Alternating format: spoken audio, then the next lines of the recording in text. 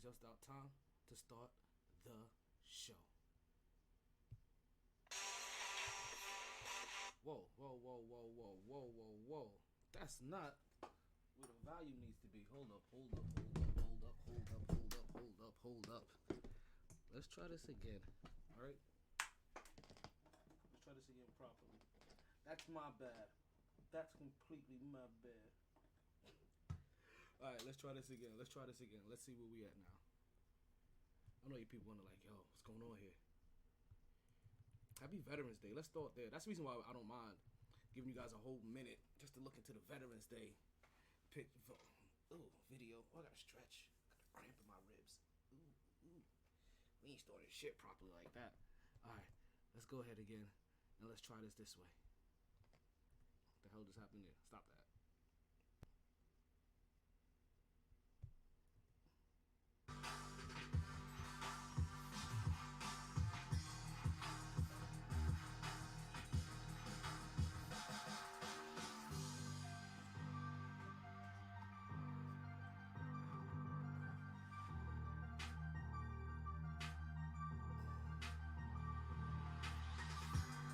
Whew, I needed that.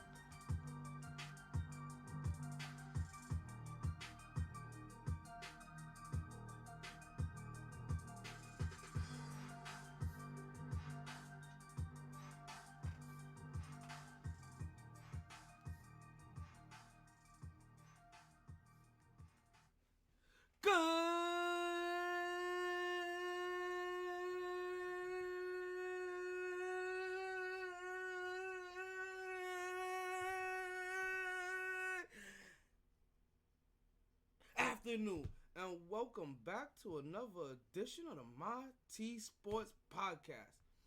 I am your host, the one and only Talento Taylor. Yo, thank you. It is another En Fuego day in the hottest city in the world. Yo, I don't know if you guys even know, right? It is officially November 11th. If you guys have not heard, if you guys have not seen, let me put that back up there for you guys. Right? It is officially Veterans Day on November 11th, folks. And boy, do we have another big show for you guys today. I think I just lost my Instagram feed, but we about to come back to them in just a minute, right? We got a big show for you guys today, folks. Like I said, this is volume 8, old habits, MyT old habits, all right? But we have. This is volume 8, episode 26, track 480 of the MyT Sports Podcast. I didn't even get the highs and lows for today. I just know current temperature is 86 degrees right now, which is a whole lot better. Right? It's a whole lot better than where it was, let's just say, a couple of days ago. What day was this? This is Friday? This is a whole lot better than it was on Wednesday. I don't know if you guys know, if you guys heard, but like on Wednesday, we were finding a little hurricane down here, right? We were finding a nice little hurricane down here, Hurricane Nicole, and it was a Category 1 hurricane that for a lot of individuals, right? And for what you guys may think, a Category 1 is like, depending on where you're at, is like a really bad tropical storm. I know it's really bad to say it that way, but it is. And where I was at, we didn't get hit with a lot of weather, right? Well, a lot of the storm, right? It just rained. We didn't get too much of any damaging winds or anything like that. I know that I have coworkers that they were in the Point St. Lucie area, and they got hit pretty well, but they also survived. I know I have homegirls that where they live at or where they work at happen to be flooded, and they work for the hospital. So I know that they end up having to walk through like a pool of water just to get to work, right? Because they had to get to work, right? But that was just 2 days ago. Like 2 days ago, we had highs of 75, lows of 71. It was right in that area. Today is a completely different day. It's in the middle of the afternoon. It's already 86 degrees. It's gonna cool down a little bit later, but boy, we got a big show for you guys today. Listen to what I'm telling you guys, right? on a day like today, and I had to bring this back today because, you know, I know you guys didn't catch it, and I haven't shared Wednesday's show yet either. Only because I know sharing Wednesday's show, I'm just going to be set up just to get banned. All right, I really am. I am going to be set up just to get the show taken down. But we're not going to worry about Wednesday's show. I know exactly what I want to share with you guys today. And if you guys can see this already, folks, yeah, we stand with Kyrie. And I'm going to tell you how we stand with Kyrie. Right? And I'm going to make you understand my very particular words when I say that I stand with Kyrie. So yes, we stand with Kyrie. I already mentioned to you guys that today is Veterans Day. And boy, what day to practice your freedom of speech, or to be thankful that you even have it, than right now on Veterans Day. Oh yeah. It's gonna be a celebration today.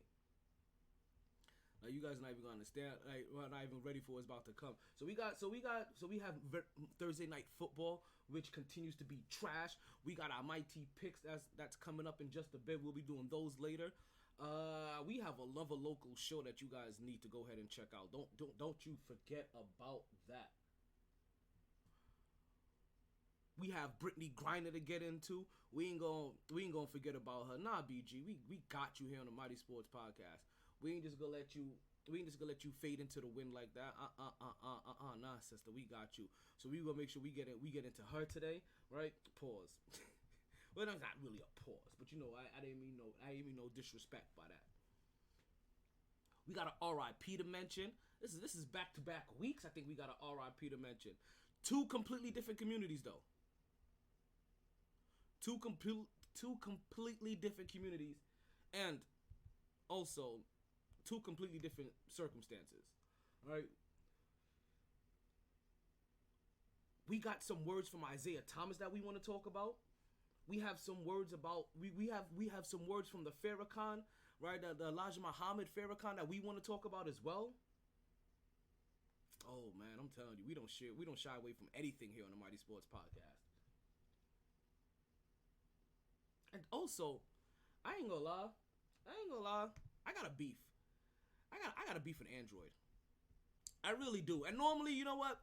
Normally, I don't have beef with Android, but today, one time only, right? I wholeheartedly have a beef with Android. So, now that you got the rundown, and now that if you're watching, that you fully understand that this is Labor Day, that you're not Labor Day. I'm tripping. That this is Veterans Day, that you're watching the show on.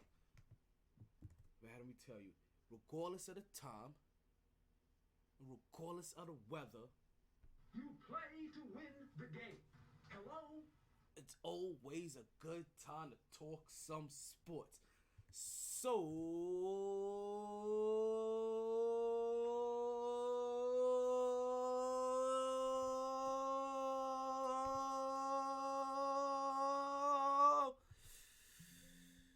I know.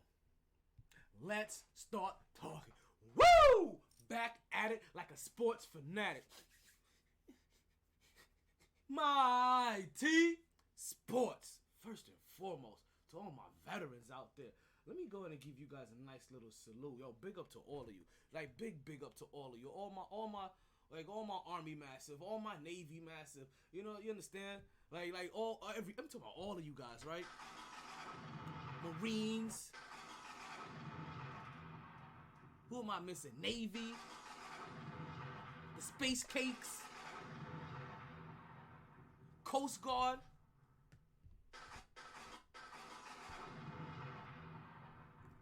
Yo, to all of my veteran massive, them, all of yous. I want to wish you all a happy Veterans Day. It's a good day to be a veteran. And I don't know if you guys know, if you play your cards right, I think most veterans know about this by now. If you play your cards right, you could be eating good all day, right? If you play your cards right, you could be eating, I want to say like a king, you know, because, you know, like, that just feels weird. But seriously, you could be eating free all day, and you could also be eating like a king-ish. Depends on where you choose to go eat at, right? If you choose to go to 7-Eleven, you ain't really eating like a king, right? You're getting yourself a grizzly. and that's about it.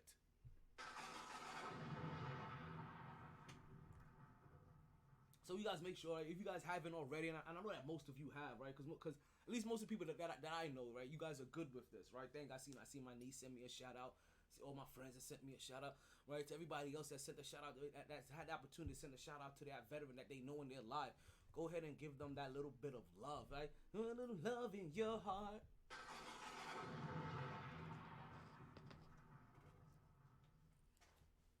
But let's get into the podcast. I don't know if you guys know, we like to start off every single show with a nice little birthday celebration, right?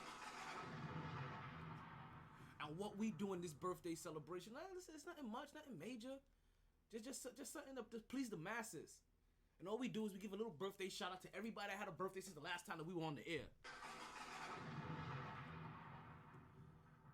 So if you know somebody that had a birthday yesterday, the 10th, and today on Veterans Day, you can start dropping their names in the chat. You can start adding me, tagging me, right? Let me see out there who got a birthday today. We'll give them a birthday shout out. You guys know I don't know no birthdays off the top of my head. All of this is if you made it to my Facebook friends. And so if you ain't make it to the Facebook friends, and I appreciate you following wherever you following, right? Instagram, Twitter, Twitch, especially you people on Twitch. Twitch really helps. You Twitch people, like you are the best. YouTube people, you're the second best. Right? Regardless of where you follow me, Pandora, Amazon Music, TuneIn Radio, Spotify, it don't matter. We there, B. We're in the building. Follow the podcast. Like, share, follow. If you listening right now, what's going on, P? If you're listening right now, you go ahead and you share. Make sure that your friends could join in the celebration. You know the birthday party's coming up real soon. So we like to celebrate. We like to get the energy up. I know I'm going to see you tonight. Like I know I'm going to see you tonight, P. I just know this for a fact. I'm going to see a lot of people tonight. It's a good night. It's Friday. It's Veterans Day. We got a 2000 party coming up at Naked Taco. Hold on, I don't think you heard me.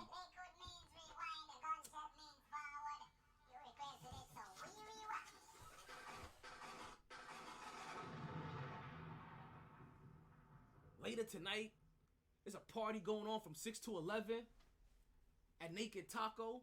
It's a 2000s theme party. DJ Scepter and the ones and twos. I know. Hold on one second. You don't even get the thunder for that one. Hold on, look.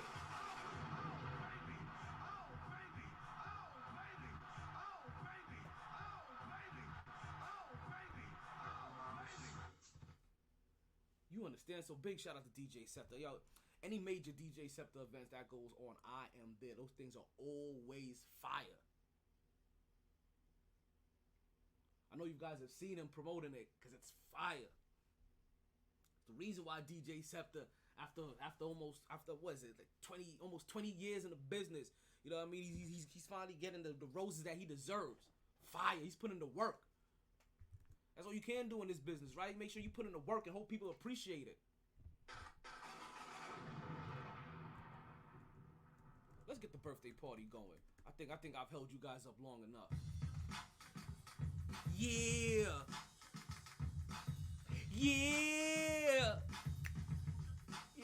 Ow.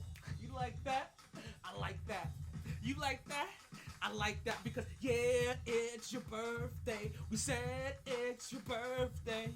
It's your birthday. It's your birthday. It's your birthday. Because it's your birthday, we sing happy birthday. Happy birthday. Alright, let's get into it, right? We got a couple of birthday shout-outs that we were like, you know what? Did I give them? I did. I had to, right? I had to. I think I did. I definitely did, right? I got a couple of birthday shots I would like to give to, right? We had a birthday yesterday. Known by a different name. We're going to talk on his professional name, not his government name. Because if you guys are on the local wrestling promotion business, then you definitely want this guy on your card, right? He's one of my friends, one of my brothers, one of me hermanos, one of my brethren now. Want to say happy birthday to the one Eric Efron, the one and only Eric. Get the F off of me, Efron. Right? And we had a birthday today, right? And we had a nice little birthday today as well, right? Right, one of my elders, one of my aunties want to say happy birthday to Nadinia Hilario. I hope. See, I'm not even gonna say what I think I'm gonna say, but I'm just gonna say happy birthday because I get people confused sometimes in my head, and I don't want to say what I think and I'm thinking, right? But I'm just gonna keep it like that. So let's just keep roll. Let's roll up and continue to roll out, right?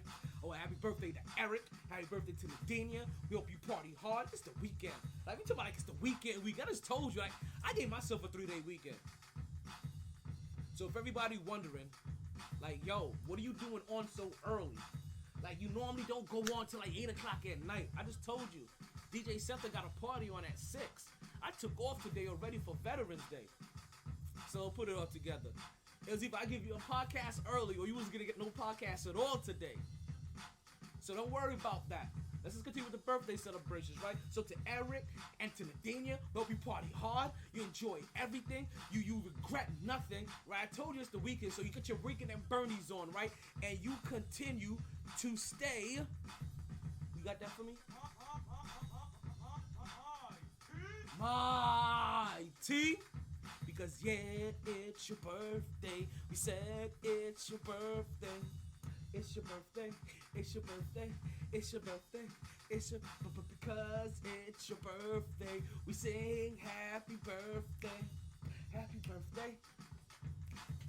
Happy birthday. Yeah. That's how we do it here on the Mighty Sports Podcast. Hey, DJ MyT, do me a favor. Cut that beat. Whew. Right now, I got no sports going on in the background. Because there's no live sports for me to put on in the background. So I've been trying to determine, right? I could put on Thursday Night Football, but that's just depressing. Right?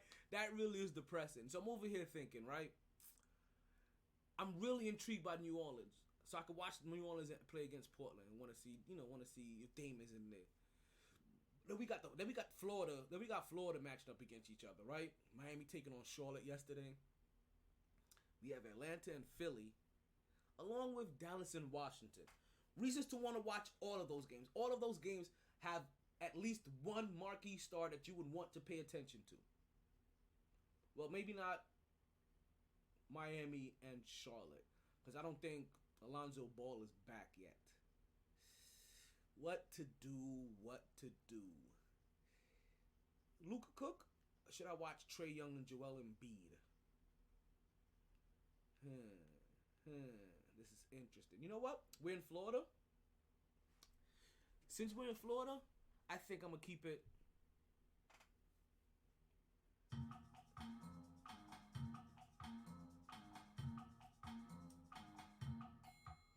No. Hey, that's not the Florida Man segment anymore. What the hell was that? That's not how the Florida Man segment goes. But I can't watch that one. It's I gotta wait 72 hours. So where do we go when your son is at home and he's dying and I don't want to watch that Brooklyn Nets game and Knicks from the other night. That was horrific. We got our ass spanked. I saw that on Wednesday when we was at the bar. Like, that's why I started drinking so much. I barely even remember Wednesday. I don't even think I was doing my move. Hit him with the...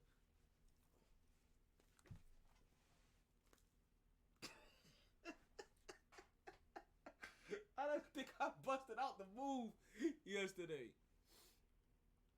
Fair enough. You know what? Fine. I'll watch Zion? I think I'm going to watch Zion Williamson. And I'm going to tell you why. Right? And we'll start this off right before we get into our MyT topic of the day. I know you guys know how we do a MyT topic of the day. I'm going to watch Zion. And only because... And I'm really interested in Zion's return year. I mean, I am super duper interested in Zion's return year. Thank you. That's an injury report. I am watching, and I still think he's when he came in the league, that he was Kenneth Faried with better PR. Right? Obviously, more weight, stuff like that, right?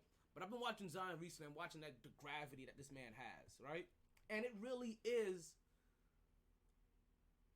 mini Shaq-like.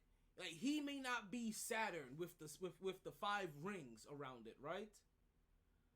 But he's definitely at least a Pluto, right? He's at least a Mars, right? He's at least a small planet, which means that he owns his own gravitational pull. Listen, let's call him a moon of Saturn.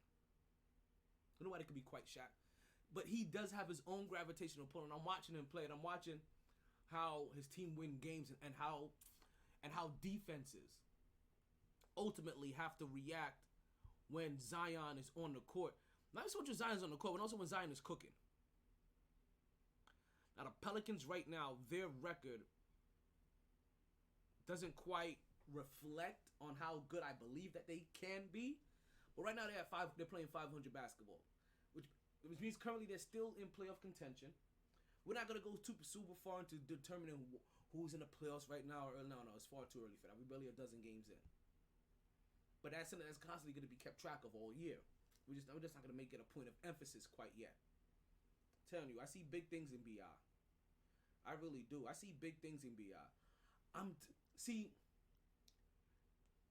KJ called me crazy, right? Or KJ stopped listening. But that's because some people do this, right? When they hear some things compared, like they can't listen to the logic into it. They just automatically tune out. It happens in race talk. It happens in politics. It happens in religion. It happens in sports too. And I don't think people realize this. Look at Brandon Ingram's game. I know the results ain't quite there yet, but we're comparing him to one of the greatest of all time. Now I'm just telling you to look at his game. Look at his footwork, his body movement, his shot selection, the dribble, pull up, drop.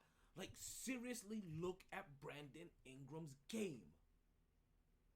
It resembles Kobe's. He has some Kobe in him. Now you can see him trying to develop that killer instinct, and this is probably what they're gonna need. I'm telling you. New Orleans Pelicans right now, they have the formula. They really do. They have the 1-2. Brandon Ingram and Zion Williamson are the 1-2. It's going to come to a point where you're going to have to start looking at the both of them and start figuring out, see, look at that. See, you guys don't get it, man. I should say you guys don't get it. I don't think my co-host got it. I don't think KJ sees it. Look at that. Like, man, there's not a lot of people in the league using the kind of footwork that Brandon Ingram is doing. And the few people that do trained with Kobe one-on-one. That's all I'm saying. Boston is nice. But what Boston is probably missing is the one thing that they need somebody to collapse the paint. Let's just put it this way: they need somebody to collapse the paint, and which is somebody to stretch the defense so much that it expands the paint. If you don't have one of those two formulas nowadays, like you're not with it.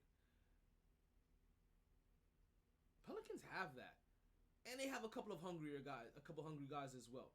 I'm gonna tell you why I'm watching it. Another reason why I'm watching this game is because not only am I interested in New Orleans.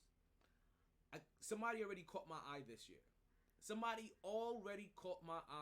And I know you wonder, like, yo, how come I didn't mention the dude that they got from Portland? He's a good piece. He's a nice vet. I don't know if he's the right vet. And that's probably because veterans nowadays don't go to non-winning teams, right? Or teams that haven't won already, or teams that they don't super believe in, right? Veterans either try to attach themselves to championship contending teams, right? That already really probably don't even need a vet. They just need a smart basketball player. But they may need a better vet. They may need a vet that actually has some hardware. But when I think about that, like, what vet is that? That can still be slightly impactful. Because really, all of them are in Phoenix, Milwaukee, LA, or Golden State. It's the only places they want to go to. Maybe a few of them here and there. No. I wouldn't say a few of them here and there in Boston. It's not the ones that matter.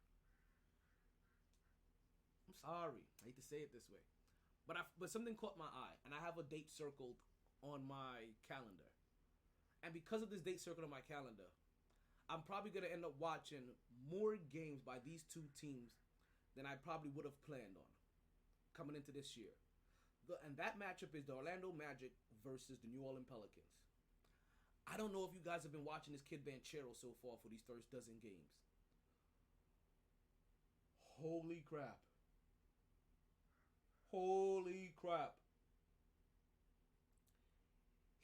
Watching Banchero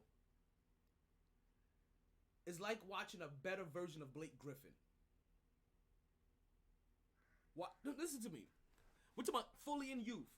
Watching Banchero is watching a more evolved version of... I just forgot who I compared him to. Blake Griffin. His size and the way he finishes at the rim explosively, but he has better handle and a three-point shot.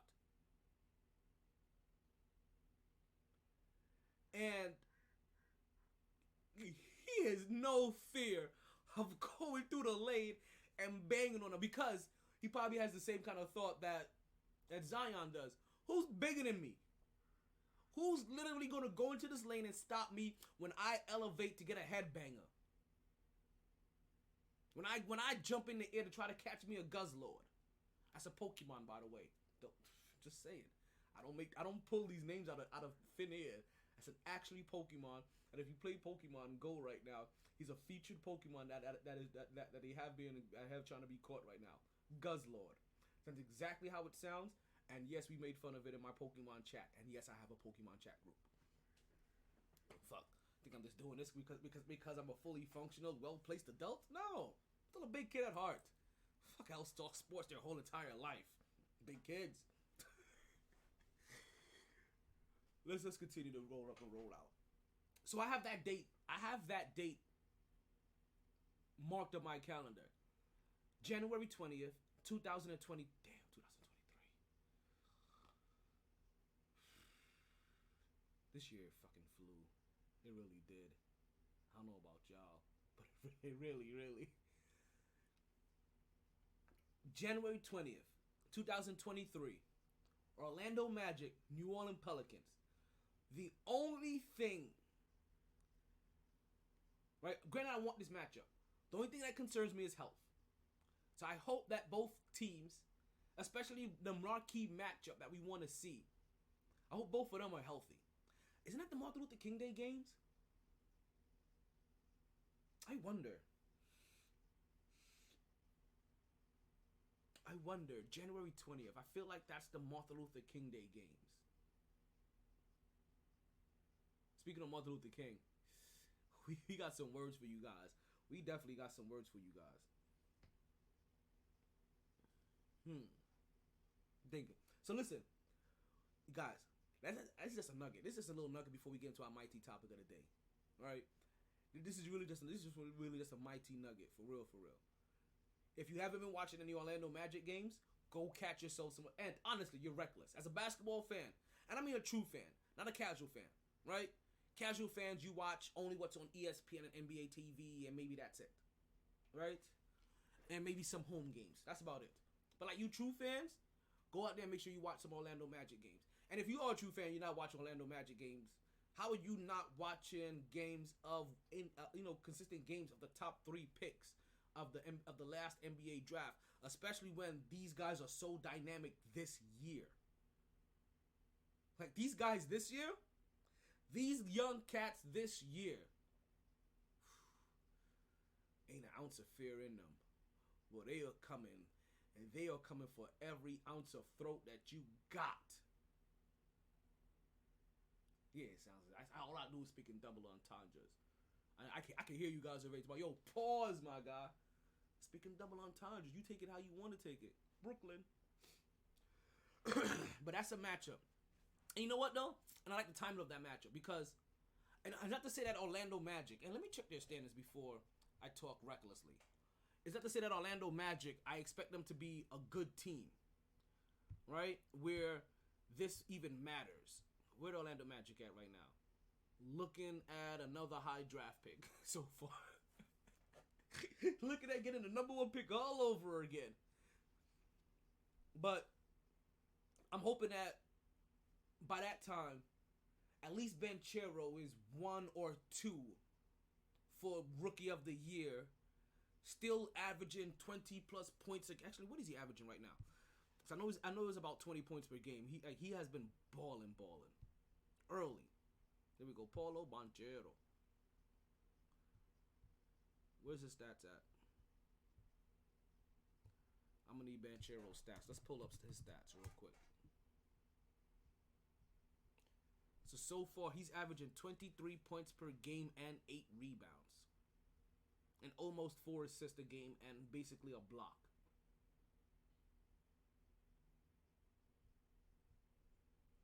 So I'm hoping that he's still... Damn. While still shooting damn near 50%. I'm looking at most of his games.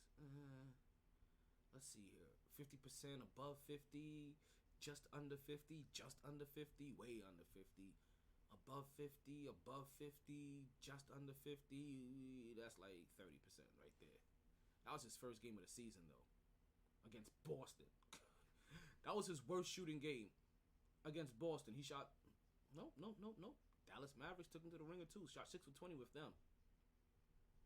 6 for 20 with Dallas and 6 for 20 and 6 for 19 against Boston. But I'm still hoping he's still putting up 20 plus points per game to go along with 8 rebounds. Because when him and Zion face each other, that's going to be a matchup of big bodies. And you probably wouldn't have seen... We probably are not going to see 2 big men bang... Let's pick these words concisely. You're probably not going to find, right, 2 big men battling the way that these 2 have the possibility of battling each other and going after each other, right, in the NBA anymore. You don't get 2 big men clashing anymore like that, right? The big men in the NBA these days, they're decoys, they're rebounders, they're blockers, right? There are 2 big men that you actually go to. It's like waiting to see Joel Embiid versus Jokic, right? That kind of excitement that a fan may have wanting to see that matchup, that's the kind of matchup you could probably imagine seeing with Zion Williamson and Banchero, with a little bit more activity and a lot more athleticism. Because we all know that Jokic is anchored to the ground. And Joel Embiid, while he may get up for a block and get up to shoot, he really don't jump for shit. But he's always on the ground. How do you always end up on the ground? Yeah, you don't really ever jump. Makes you wonder, and I wonder if you know what it means to have your dreams get crushed. Right? Let's go ahead and bring in our MyT topic of the day, right? And if you guys don't know, our MyT topic of the day is a topic that we like to bring in. Thank you. That we like to talk about that kind of supersedes all topics. We generally like to start the show off with this topic, right? But I kind of got sidetracked, but I definitely wasn't gonna get sidetracked for too long. And our MyT topic of the day revolves around none other than Brittany Griner. If you guys are unaware, it is officially now day 265. It was on day 267. Hold on 1 second. Yep, day 267. I had it recorded wrong somewhere. So we're on day 267 of Brittany Griner being wrongfully detained in Russia as how it has been titled by our own United States government. So, let's not forget, like I know some people have issue, but that's how it's been titled, right? By our United States government, that she's being wrongfully detained for an empty weed cartridge, an empty cartridge that she forgot to take out of her bag, right? Granted, Russia has some strict laws when it comes to marijuana, but if you don't know by now that she's been played They have only given her this kind of sentencing is because Russia is trying to use her so that they can try to free up one of their illegal arms dealers. I don't see that quite happening. I don't believe that she will draw that kind of commodity.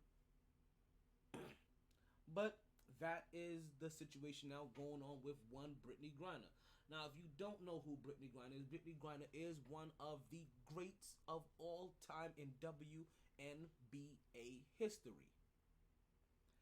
Not only is she a two-time scoring leader and two-time peak performer, right? She's an 8-time All-Star and an 8-time block leader. She's a WNBA champion.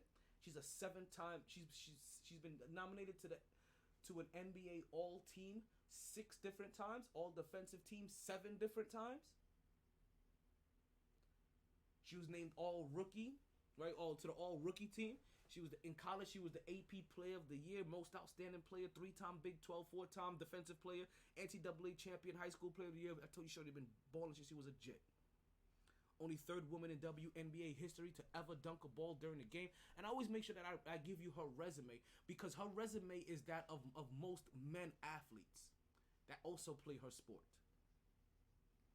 You find me an 8-time block leader and an 8-time All-Star as well, and I'm telling you, that person right now didn't even walk into the Hall of Fame. They gave that motherfucker a Healy and a red carpet. And if it was any one of those individuals that we know with that kind of name and this kind of resume, Kevin Garnett, Kevin Durant, LeBron James, Kyrie Irving, and yes, I'm going to mention Kyrie Irving, there would have been complete uproar, and already, especially if it was one of the beloveds, right? One of the chosen ones, as my boy Alex Cross likes to say. Right? If it was one of the chosen ones, LeBron James, Aaron Judge, Aaron Rodgers, Tom Brady, Stephen Curry. If it was one of the chosen ones, right? Patrick Mahomes. Through the Google Home app. Nobody talking to you.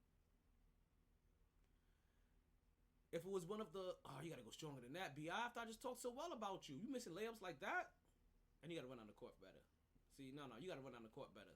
You have to run down the court so that you're chasing him. Who was that? That's the dude that Miami Heat had drafted that one year. Too many Urkels on your team. That's why you're Justice Winslow.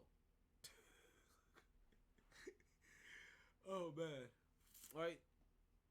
So if she was one of her male counterparts, right, that had the same kind of resume, Brittany Griner would have been home already. There would have been so much of an uproar. There would have been no choice. Do I know that for a fact?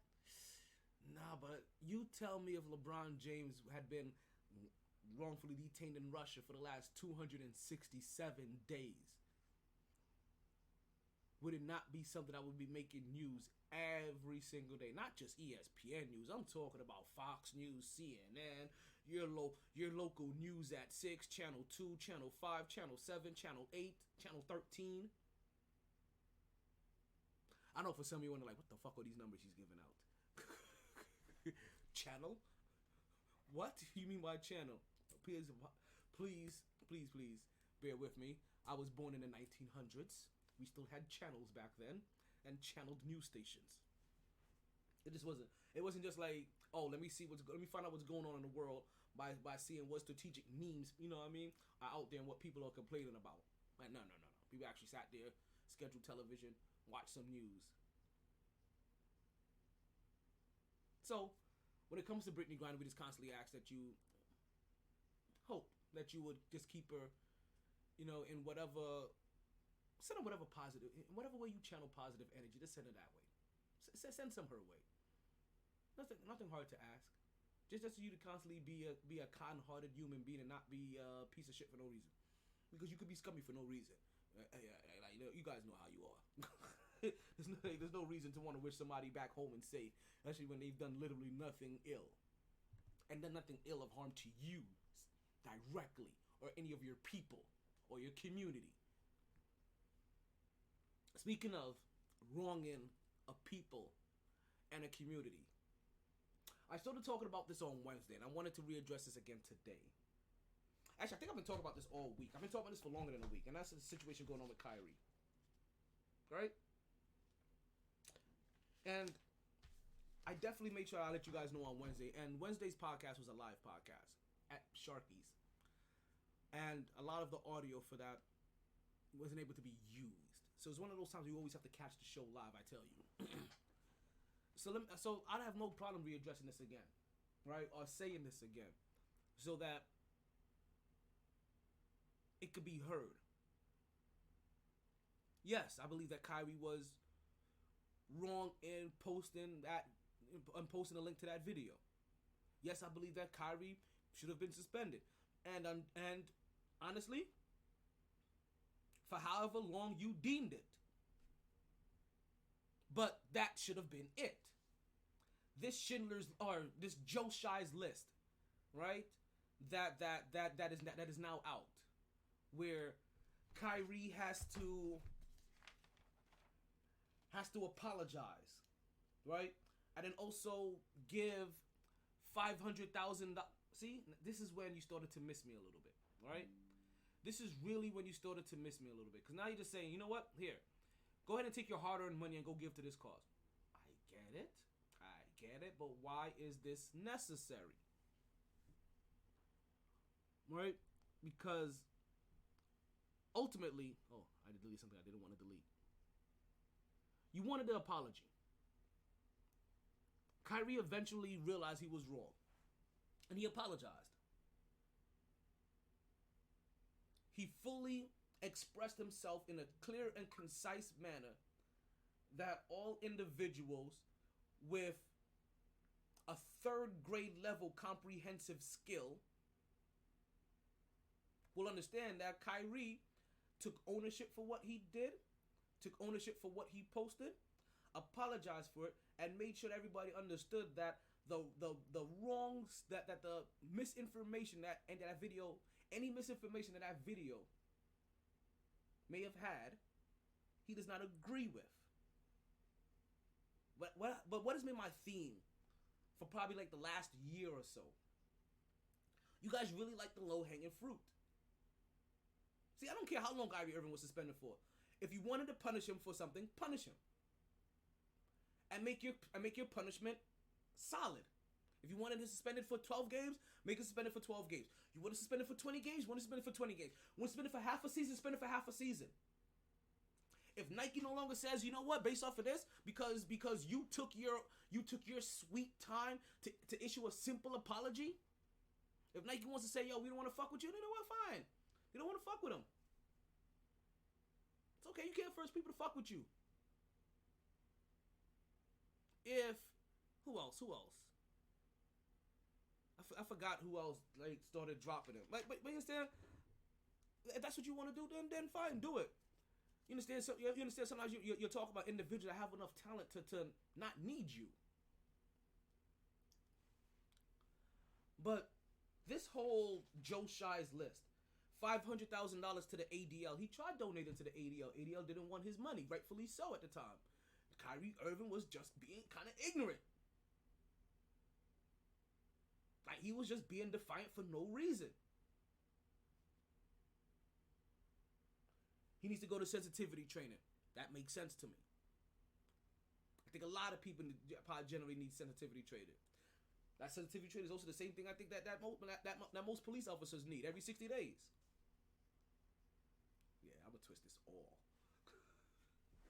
He needs to seek anti-Semitic training.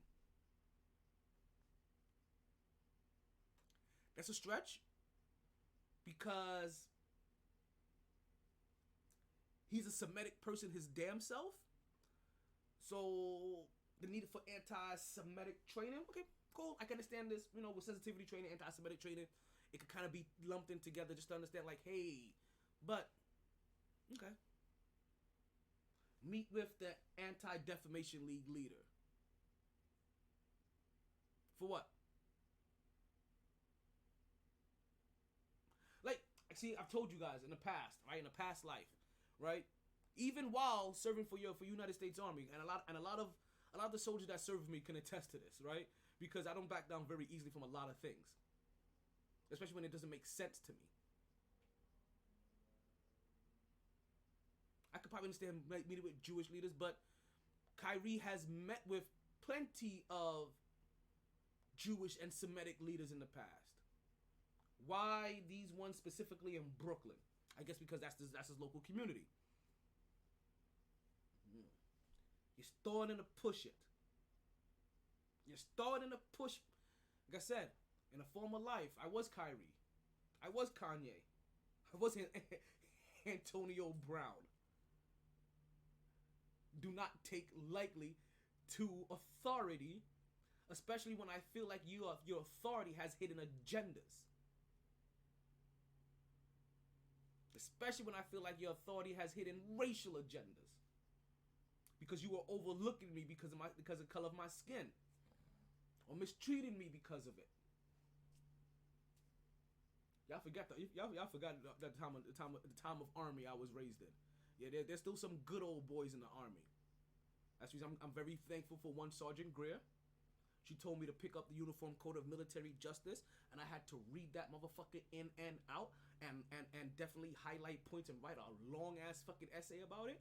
But it helped me learn my goddamn rights as a soldier, and how to put people in power in their place when they abuse that power. So this whole list for Kyrie, this is where you start getting a little too far, because my question on Wednesday was, okay, now it just seems like you guys are trying to make up for the NBA dropping the ball in the beginning and Brooklyn dropping the ball in the beginning, because you guys didn't act fast enough. Let's make this retroactive punishment.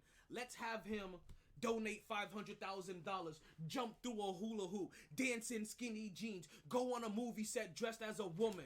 You understand? Dress, you know what I mean? You understand? Like, how far does he have to go to say I'm sorry? Because you understand, for some people, sorry is never good enough. You guys are in marriage. Some of you guys are in marriages. You're in relationships. You know, you've been in relationships. You know you fuck up with your spouse. You say sorry. You think everything is okay. Next thing you know, in a random conversation, 47 months later, it comes back up. Or for you people that's fuck up so bad in the beginning, not only does your girl want you to say sorry, she's looking for roses. She's like she's making you do this, and you understand. For the next 2 weeks, you're basically over there being a slave to your wife. So do they want Kyrie to be a slave, more of a slave to their system? You see, when things are not, because as I say, if there's a punishment that you want him to serve, set it.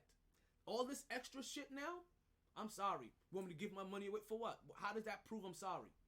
Actually, I tried giving away my money when I was actually sorry, and they didn't want it. Why would I give them a dime now?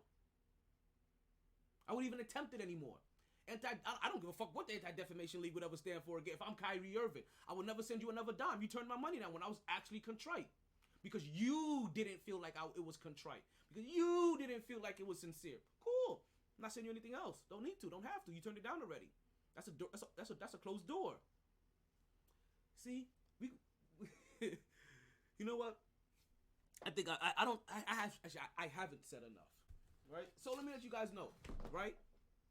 Because it wasn't. If you guys didn't hear it on Wednesday, so you could probably hear it today.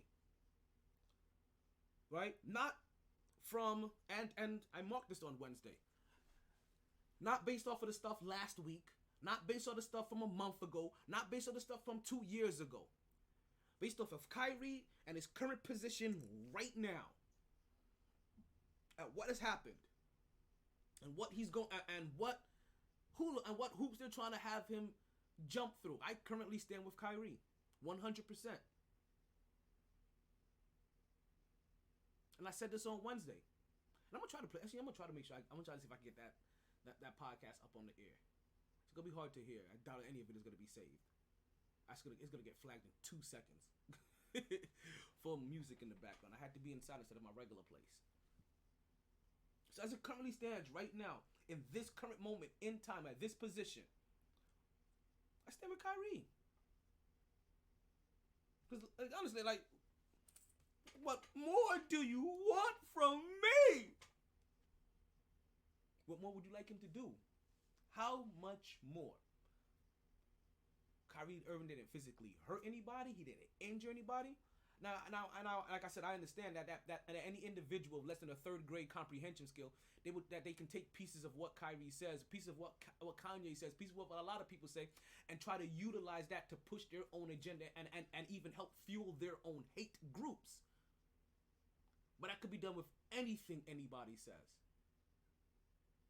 If it's taken out of context, snippeted, edited, and trying to be utilized for your own purpose. We see people. We just saw people do it with Kyrie's words. We see people try to do it with Kanye's words. We've seen people try to do it with Michael Jackson's words. We've seen people try to do it with Prince. We see people do it in religion, dog. Every goddamn freaking day.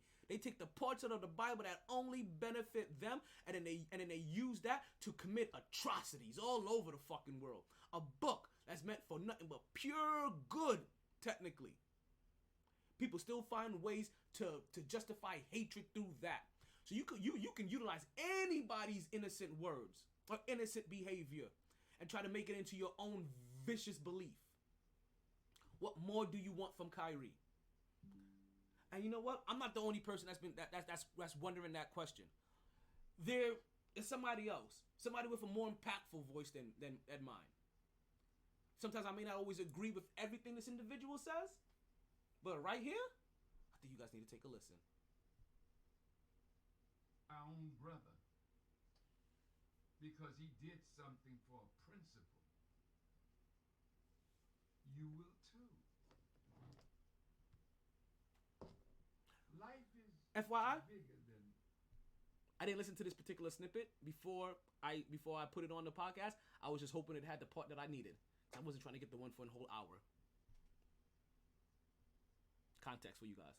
Our own brother, because he did something for a principle, you will too.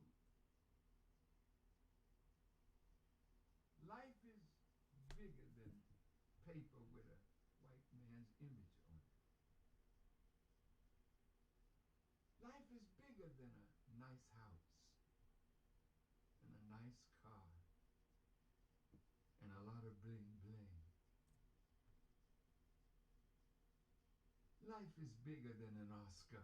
Life is bigger than a belt. Life is bigger than something that says I am the best at what I do. I'm the most valuable player, or my team won. But as a people, we are losing. We cannot afford to lose any of you. You are our kith and our kin, our flesh and our blood. And so I wanted to say something to help us to come together rather than break apart. Because it's Ye and Kyrie today. But what they're doing to them is to make you, who are in the good graces of them, so you think. You see what we just did? Ye lost $2 billion in a few days. You might wonder, did he really have it? He lost that much that soon? You know when you signed a contract with him. I don't know what's in the contract, but you do. Facts. So evidently, Adidas and all the companies that Brother Kanye is signed to or was signed to until Mr. Ari Emanuel told everybody just drop it.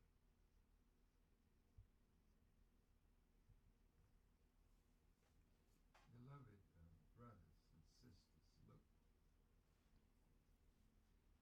Your day is soon coming. I prepare for that day with my own platform. I'm asking you stop beating each other up in the public. doing that. But of course, that's what the master wants us to do. There's a slave here that's getting out of place, and teach him a lesson. I talk about it all week. Beat him up. All those people went crazy from Hollywood. I'm saying to you, don't do that. Pink says the same Call thing. your brother. Go listen to Pink. Come and sit down with us. It's really ain't just a black thing. Tell us about this movie. It's that industry. I understand that Brother Shaq, Keel, O'Neal put it up in his theater. Go see it. You don't want to read Secret Relationship with Blacks and Jews that we financed, we researched, and you told me when we sat down.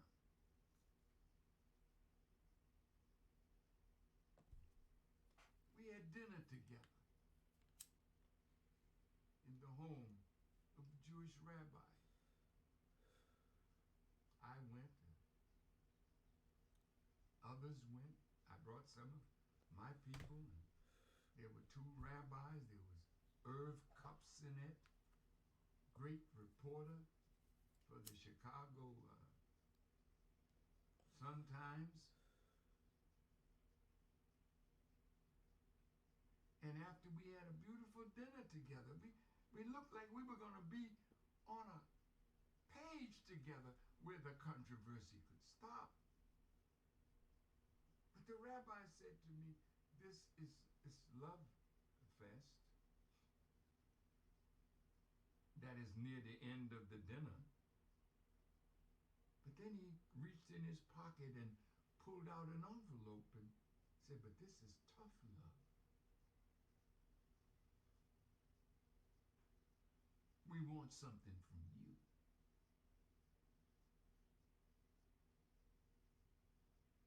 And they said, Minister, we have to watch you over a protracted time to make sure that you've changed.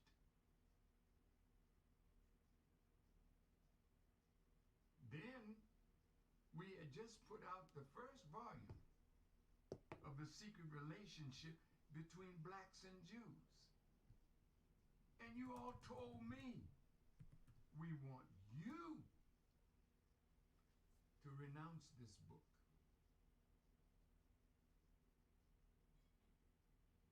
Because it's a great calumny against the Jewish people.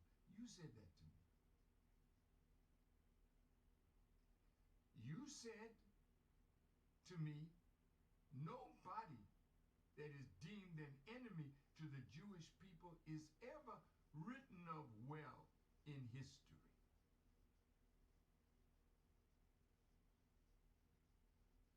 You know you control much of the publishing industry. So if you write the books, your people are heavily placed in the media. So when you all get ready to dog us out, you call those in that you pay.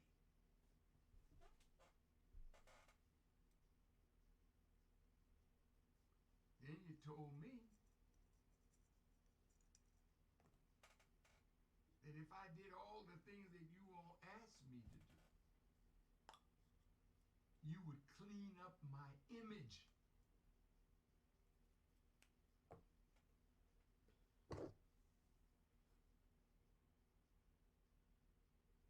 You knew you dirtied it. But I'm not going to beg and bow to you to clean up my image. God is sufficient for me. And God is sufficient for Kyrie and Ye. And God is sufficient for everyone who has been made a millionaire, a multimillionaire, a billionaire. And then you call your man at Forbes and tell them, put it in the book that there's a new billionaire black kid on the block. There's Miss Oprah, one of the most beautiful women you could ever have as a friend. Facts. But now she has something to lose if she's not careful. Careful means you have to guard your mouth. We have to be complicit. So you used to be able to open it. I'm going to do that again. You used to be able to open it. Now when they pull that chain, now you can't find your voice. You're afraid. When fear grips you because you think you're going to lose something that's dear to you, so you don't want to venture out because you're afraid. Because cancel culture is just modern day lynching. I say this, dear beloved, resist the devil, and he will flee from you. To resist means to withstand the action or the effect of. Because if you stand and fight with truth and unity, you'll never lose even what you got. They don't want to be shown up. They want to put fear into you. And they do have power to hurt us.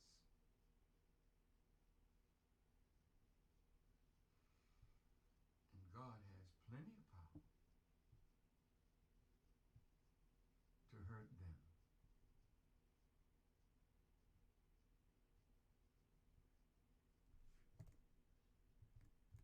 Is that it?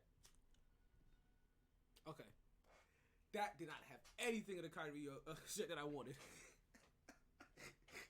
But he still said enough, right?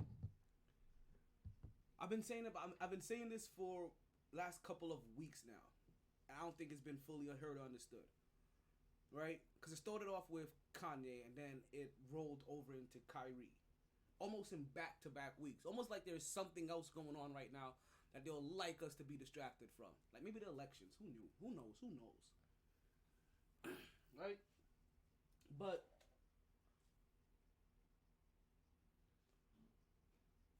it started with Kanye when all Kanye did was tell the truth about that industry. About the entertainment industry. I've asked you guys plenty of times before. It's like the police brutality shit. It's like all of a sudden everybody's acting like they're shocked that it's going on when people have been talking about it for years and decades now. So much so that it's been a running joke. They've made references to how bad it is in music. They've made references to how bad it is in movies. Like they're not talking in hyperbole here. Like these are real things. You've seen how the industry have treated women, right? Already. What makes you think that they're not doing everything that they've been saying? Because how many people have you heard go crazy?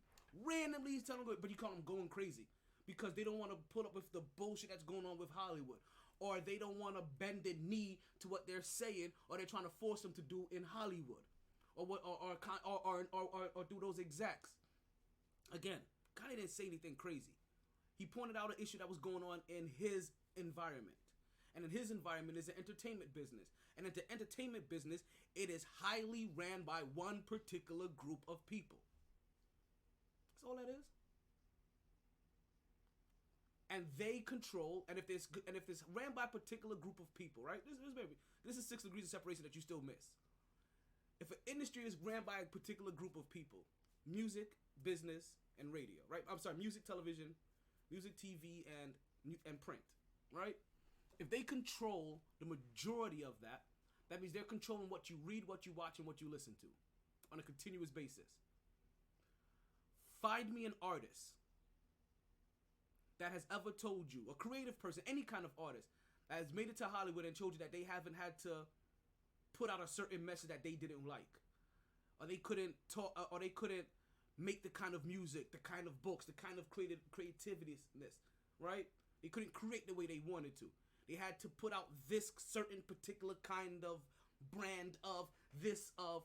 And see, the thing about it, Kanye's talk about his experience. Like I said, that's Kanye's world. Sometimes we do need to step outside of our world, because the same thing Kanye is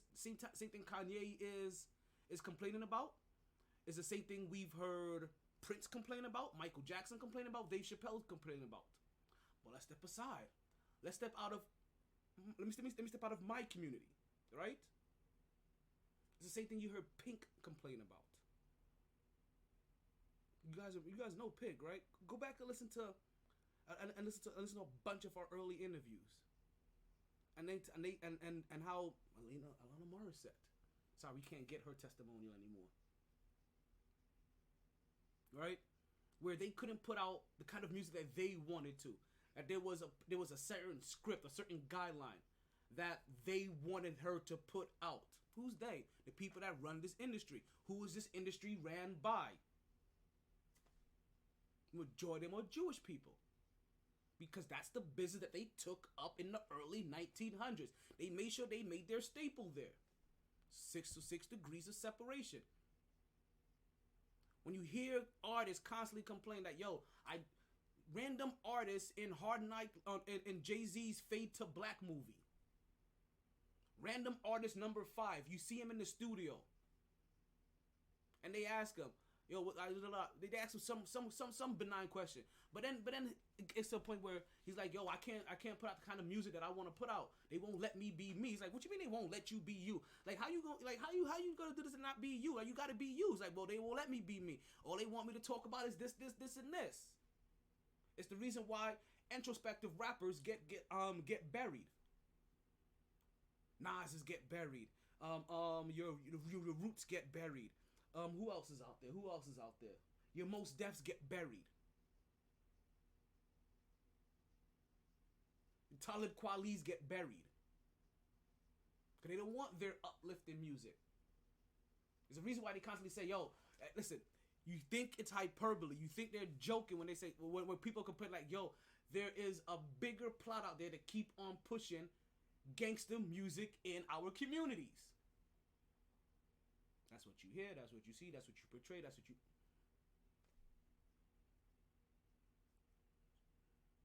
I'm just saying. They didn't tell a lie. They pointed out a problem at their work, in their workplace. Just like when Amazon people were putting out a problem at their workplace and they decided to take a strike. Just like how New York subway workers have complained about a problem in their workplace. That's what these people are doing. And just because they happen to be making millions from it, like, sit back and suck it up. Because the way that your brain thinks is that, if I'm making millions, I can endure this. But that's not what you get paid, period. So now let's just say what you get paid, period. For what you get paid, period, to do, how much bullshit do you put up with at your job before you have a problem? Because I know very strategically how to handle any problems at my job. I go tell HR. When HR don't respond, I make an OSHA complaint. Or if HR or if things don't start going on the way that I needed to go with HR, I make an OSHA complaint. And then when that activity is still going on, OSHA comes in and they make a decision, and then I get rewarded a couple of $1,000. That's how it works on our level. How does it work on that level? See, you don't know how that works on that level, or how it works on any level. How many of you have had to organize a strike? Or when you just got, or how many of you when you just got mad at your job, when you or your place of employment? How many of you just raised a fit and quit? How many of y'all talked about, man, if they would have tried me like this in my job, man, let me tell you how I'll do this, motherfucker. Because you talk about how would you act. They act how they would act.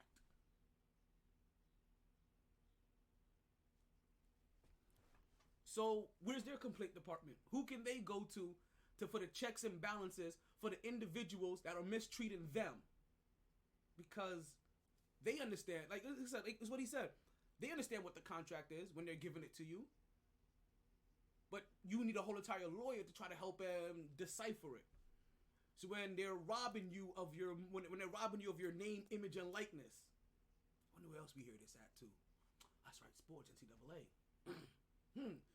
So when they try to find ways to rob you of your name, image, and likeness, right? Or when they won't respect your intellectual genius, which is the reason why they brought you on there for. Because now they stop disrespecting your intellectual genius, and now they just want to utilize your image to push their agenda. I know that sounds weird, but does it really? Think. Let's get outside. Let's get outside that nice little comfortable box. I know you guys think like this is a sports show. Where the hell is the sports at? Oh nah, this is the sport of negotiation and contracts and human life right now. Everything is a sport. It's all a game for us to play, win or lose. Your job is a sport.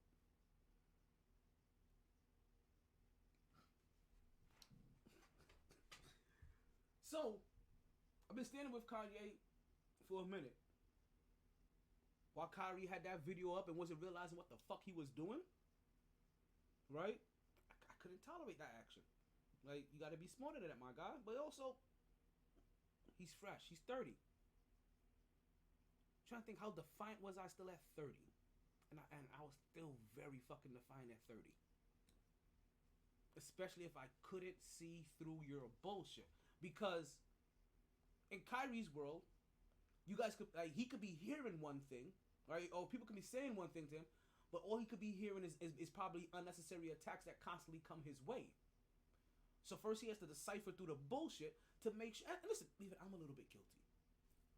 That's the reason why I've had to come out and make sure I apologize quickly, and I also make sure you guys perfectly know where I stand.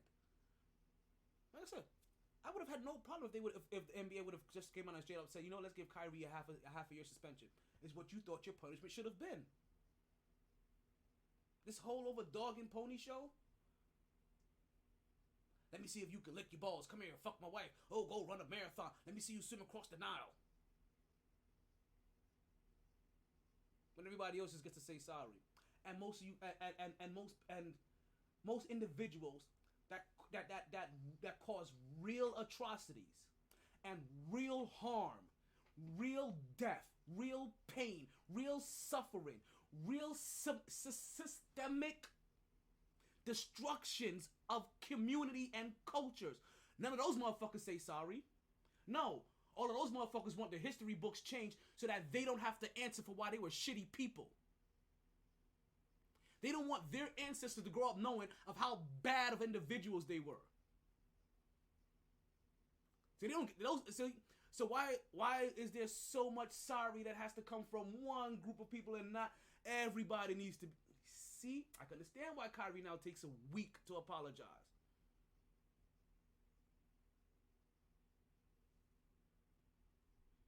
Because again, sometimes you guys might understand what is constantly going on in the mind and in the heart of a young black man that's trying to find himself in this world.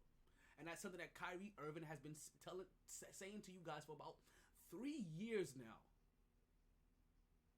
You guys have been very dismissive about it. I feel like it's been like 3 years now.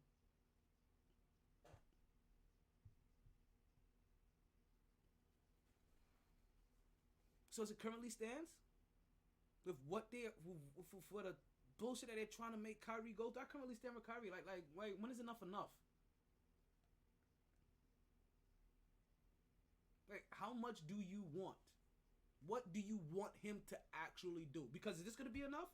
Because it didn't say that these are the things that he's gonna do, and once he completes this list, it says that apologize. $500,000 sensitivity training, anti-Semitic training, meet with the Anti-Defamation League leaders in Brooklyn, meet with the Jewish leaders in Brooklyn, and then meet with Joe Tsai eventually after all of that to see if he's contrite. What if Joe Tsai says, you know what, out of just pure malice, what if Joe Tsai is a piece of shit human being? And pure malice like, yeah, I don't believe him. And yet Kyrie went there and poured his heart out to him in a very intellectual way. Because that's all you can talk to people is in an intellectual way and hope that they can comprehend above a third grade level. Usually I use third grade because it was right after third grade that my niece was able to start comprehending a whole lot better. So I know that's when things start to click in for most people, or for at least people. Period. It could probably even happen quicker than that.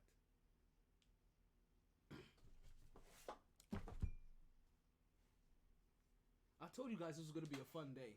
I told you guys this would be a fun day. It's Veterans Day. I told you guys that part of the reason why you was gonna be enjoying Veterans Day, I was gonna put all of it to the test, and that freedom of speech is gonna be one of them. See, everybody.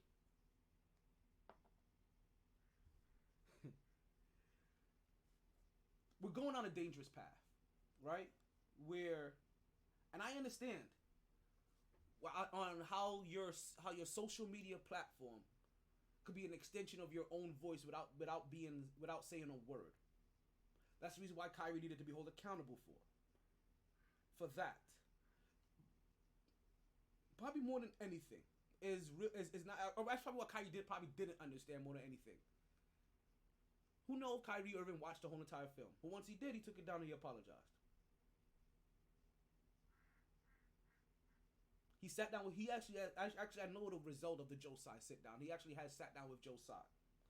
Joe Tsai has listened to Kyrie, and he has deemed that Kyrie has no ill will to Jewish or Semitic people. Well, duh. Kyrie Irving has said that compassionately for weeks now. Actually, how can Kyrie be right? Can have want to bring any harm to Semitic people when he's a Semitic person himself? That would want to bring harm to self, and most people don't want to bring harm to self. Most people cherish self over everything more than at least at the bottom of their heart. They value their own life. So, yeah, again, this Veterans Day. I don't think you guys heard me. I don't think you guys heard me on Wednesday during the podcast. Maybe you didn't hear me on Monday. Maybe you may misconstrue what happened last week. But in this current position right here, oh yeah, I'm definitely standing with Kyrie. And honestly, I'm gonna have to check out that film. From Jewish to from Hebrew to Negro, Black America, Wake Up. I'm gonna go watch it. So I need to see everything that's in it. I want to see everything that's in it. From what I just heard, Shaq posted it up in his thing. Like I said, you guys like low hanging fruit too much, right? And we talked about this here. I think it's been a theme on the podcast for like this whole entire year. All 26 episodes so far, I feel like it's been a theme. I think I started this theme last week. You guys like the low hanging fruit. Kyrie Irving is the low hanging fruit. He shared an image of a video. Didn't make the video. You know where your outcry should be? I want to start going after the maker of the video. If Kyrie sharing it is so bad, then Amazon allowing it to be sold and watched is just as bad. So, I think you guys understand the saying.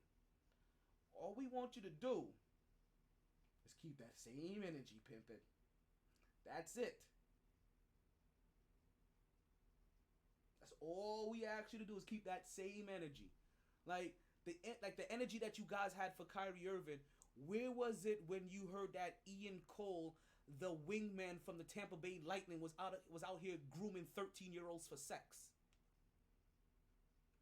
Like, where was the outrage for that? Oh, you guys haven't heard about that one, have you? You haven't even heard it on ESPN, have you? I wonder. Damn, this is weird. You would think something like underage sex ring by a sports athlete would be more news versus somebody sharing a movie.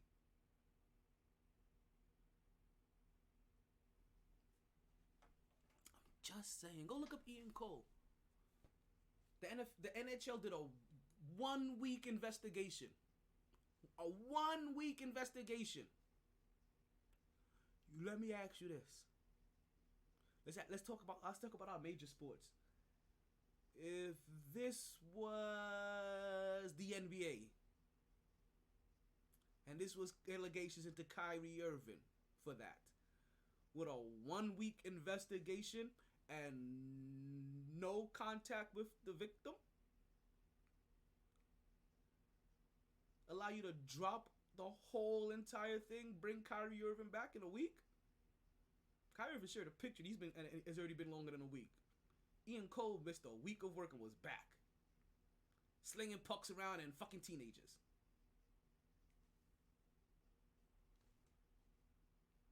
Ian Cole, IAN, wingman, Tampa Bay Lightning. I'm just saying, it's odd the things that do make news, right? Like you would think somebody being accused, right, of molesting and grooming underage teenage girls would be a way bigger news than Kanye West having problems at his workplace. It's crazy to me. It's just crazy to me. But this is sports, right? This is the sports world that we live in. All right, let's continue to roll up and roll out. I think we've had enough Kyrie and Kyrie and Ye talk. My bad. Billionaire Ye. I always have to make sure I properly title him. Billionaire Ye. See, Kanye, let me let you know, it's no disrespect when I call you Kanye. I'm not trying to do the whole Muhammad Ali Cassius Clay thing. Your name is just programmed in my head as Kanye. Even when I call you Kanye, I'm calling you Kanye to love because I love me some Kanye. So Billionaire Ye.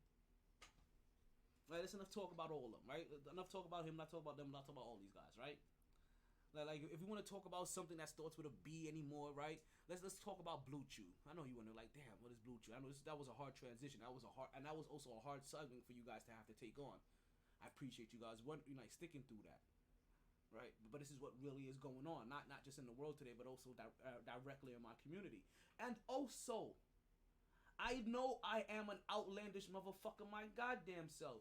So I know when I eventually blow the fuck up, there's gonna, like, those first 3 to 4 seasons of the podcast, y'all gonna pull some shit from there to go ahead and be like, hey, this is the guy that you blah, blah, blah, blah, blah, blah, blah. And I'm just gonna tell you one time and one time only. Balls so hard, motherfuckers gotta suck it. That's it. But listen, let me make sure that you stay hard and always get hard with Blue Chew. What is Blue Chew, you ask? Blue Chew just happens to be a little blue pill that can get you back your thrill. All you gotta do is open up that pack and head straight to the sack. Just a few chews before you do. It has the same active ingredients as Viagra and Cialis, so this is one opportunity that you just can't miss. She's gonna love how you come through like a champ, even if you Mike Tyson had nibble on her ear a little bit. I love you.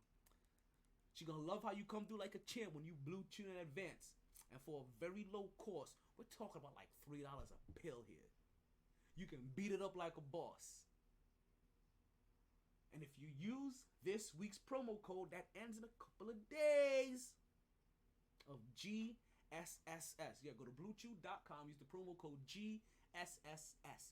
That's Golf Sierra Sierra Sierra. Or Guy Shorty Shorty Shorty. Alright? And you can get your first order of Blue Chew for free. We talking about how free? For free shipping and handling. But how free? Free for free. We talking about like free. I got to be. I don't want to feel, but you understand. Take them shackles off. You can be free with Blue Chew. Free your mind and let your penis take hold. So you just go in there, bringing bowls. And listen, I know a lot of you thinking like, I don't need that shit. I get it. It's something that you want. Tell me it's something that you just want it. Just try it. See what it does for young niggas' lives. Have you ever had whiskey dick? Yeah, you'll never have to worry about it. Wait, call this your whiskey dick emergency fund. Never have to worry about whiskey dick again. You about to go meet her for the first time and you're like, yo, I really said some nasty freaky shit in them DMs and them text message, and you want to make sure that you do all the things you said you was gonna do in the DMs. Blue Chew it. Listen, there's no wrong scenario for Blue Chew. You're at a wedding, Blue Chew. They be wondering, yo, why the curtains over there moving so much? That's you and your Blue Chew and your boo. Ladies, I'm not gonna say slip your man some Blue Chew because that'll be ethically wrong, but you don't have to worry about him not doing all the things you said he was gonna have to do in them text messages as well. If you make sure he got some Blue Chew right there on the side.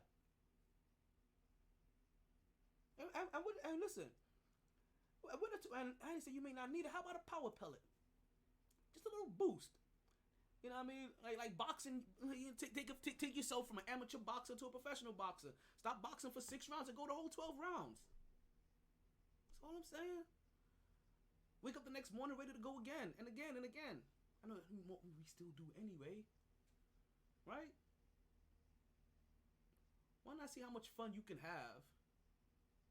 Right? When you understand? You understand? Blue Chew. There's really only 2 instructions, really. Like I said a lot, but it's really only 2 instructions. You chew it, and then you do it. That's it. You can pick the style. Alrighty. Let's roll up and roll out. If you guys are listening, I really hope you guys have rolled yourself something up. Right? This isn't the kind of podcast that you listen to sober. I'm gonna warn you about that now. This isn't the kind of show that you listen to sober. This game's already over. Right? This is 100% the show that you listen to while you got something rolled up. This is 100% the show that you listen to while you sipping something. This is 100% the show that you listen to while you pre-gaming to go out. Naked Taco, 6 p.m.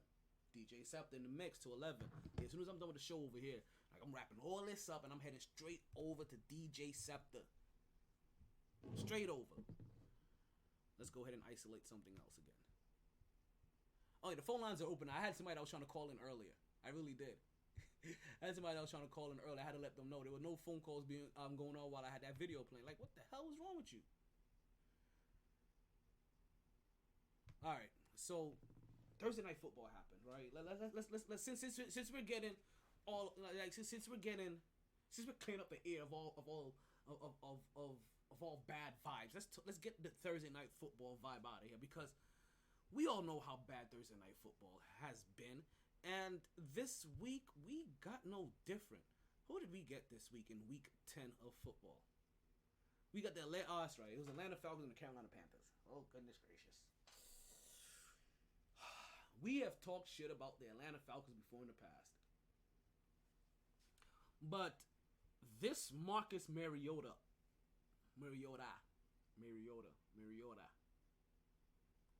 Right? This Marcus Mariota era has not been kind. It has not been kind at all. And Thursday night football is already tough to watch. This didn't help the cause. These are 2 of the worst teams in football. Like, I understand, in a weird way, if I'm not mistaken, I think Carolina, is it Carolina? Or is it Atlanta? One of them, I think it was Atlanta, was still kind of in the run-ins to try to make the playoffs because they could have won their division. That still may be a possibility. I switched over to the Atlanta Hawks game. I should have watched Luka cook. I wanted to watch Atlanta versus Philly. I hate Trae Young. Like, it's weird, right? You're like, yo, like you hate Trae Young, but you gotta watch it because you always have to keep an eye on your enemies, right? That's something I learned from a wise man back in the day. Always keep an eye on your enemies. Enmity.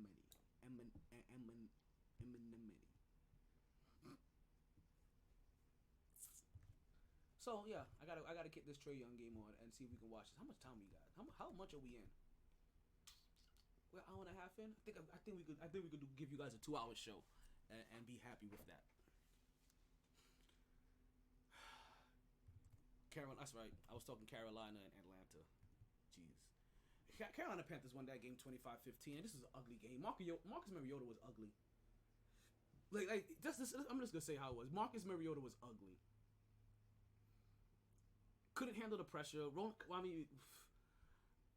End of the game scenario just looked horrible. horrible in the late game situation. A couple of times you saw him make passes that you was wondering, are you purposely trying to throw it to the other team? Carolina's quarterback too, right? But Carolina's quarterback, he's just young, right? I forgot his name. We have it up right here. PJ Walker. Thank you. Right? Like Walker had a couple of passes that you wondered, like, oh my God, like, did you not see the man there? But luckily they weren't picked off. You saw Marcus Mariota do a lot of that too. But Marcus Mariota, isn't he like a 10-year vet by now? Thank you. Wait, what's going on here?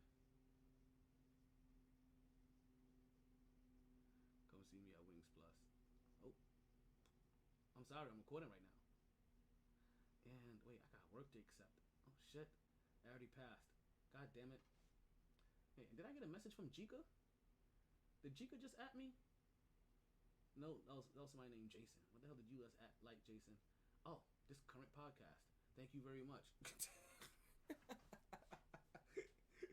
I'm all over the place. Yeah, I'm trying to see where the people's is at. I appreciate you. I appreciate you liking. Make sure you go follow, go listen, go share. Right, go do it. Like go if you YouTube, Twitch.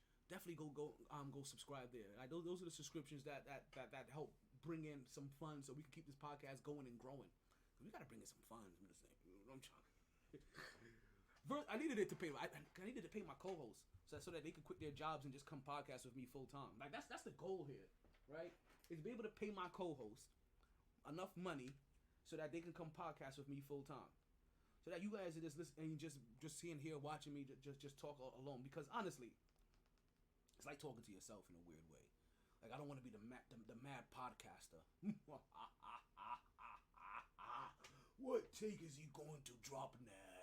Let's see here, master. I mean, if Marcus Mariota can come in here and stink up the joint, then why can't Cam Newton get a try? Seriously. If Marcus Mariota could come out here and look as shitty as he did, why can't Cam Newton get a job back? God. Like, you telling me you'd rather have Marcus Mariota than Cam Newton? Like, I'm sorry. I get it, but I don't get it. I understand that Cam Newton is a polarizing figure, but I'd rather try it out with the polarizing figure that has made it to a Super Bowl and was an MVP in this league versus Super Mariota, brother. And he ain't even super anymore. He don't got no more of those mushrooms. Right, no more magic flowers. I think I'm starting to think that Super Mario was just out here eating nature's goodness and getting high. No more raccoon suits, no shells, none of that. Just little old Mario. Hoping to not get bit by a Goomba. But little old Mario couldn't keep himself out of trouble. Sacks, pressures, interceptions. Literally with his back turned to the defense, trying to throw the ball forward. It literally went through the defense's hand. And again, we see, we're going to start making a segment about this, right? We see why you're not a wide receiver. That ball, but also to the wide receiver that was behind him. I don't know who was behind him. It was the wide receiver, offensive man, or offensive lineman, or running back. But to the guy that was behind him, that had that opportunity, like that ball was actually right there too. Like, where's your fast twitchies? Yanked it out the sky.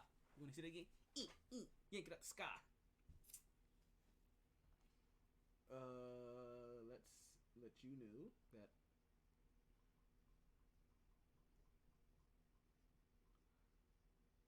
recording right now. And apparently that new Nas is. Oh, hold on. Let's make sure we get. That's breaking right now. I'm getting that through the text thread. Hold on. Let's get the. No, that's not the one I want.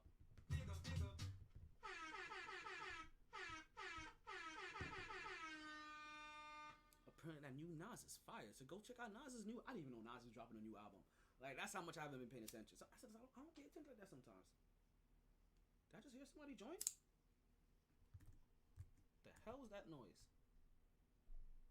Nope, nobody didn't join. Okay. I'm telling you, I still don't know all my sounds. I still don't know all of the sounds that all of my notifications make. So sometimes I get a notification somewhere and I'm like, what the hell is that noise? I come grab my phone later or go on the laptop. You go look through your shit and be like, oh, that's what that noise is. Gotcha. It's like last night. That's how I felt last night. I was like, wait. Oh, that's what's happening here. We got Thursday night football. Like, honestly, I probably was better off watching basketball last night. I probably was better off watching but that's the thing about football. It's the one game. Right, I know that I can come. Actually, I know I can come back and watch. Actually, I can come back and watch Thursday night football. Watch Thursday night football Friday morning at work and watch the NBA game that night. Yeah, I think I may start doing that because these Thursday night games aren't worth watching live, and I'd rather have something else on as background noise. To be honest with you. You know what? I'm gonna start setting up all of my link ups for Thursday night. Cause you know what? I don't think I mind fucking through Thursday night football. Like, seriously.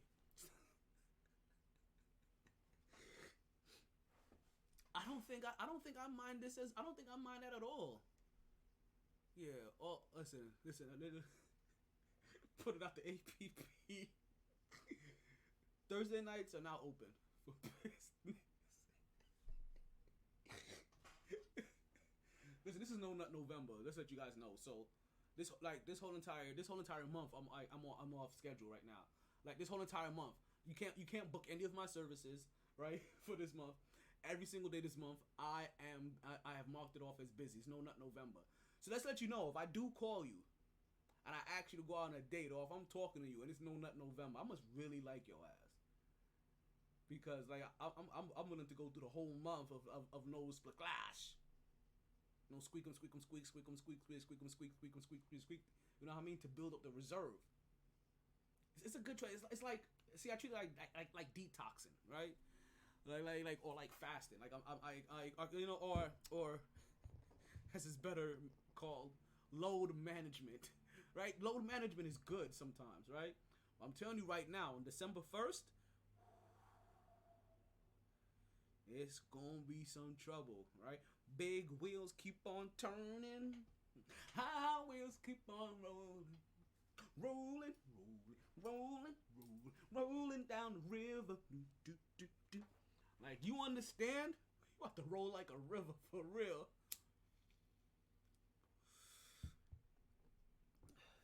I don't even know if I only want to give you Thursday night football stats, to be honest with you. Like, that game was so basuda. 19 for 30 for Marcus Murray, 186, 2 touchdowns, and interception.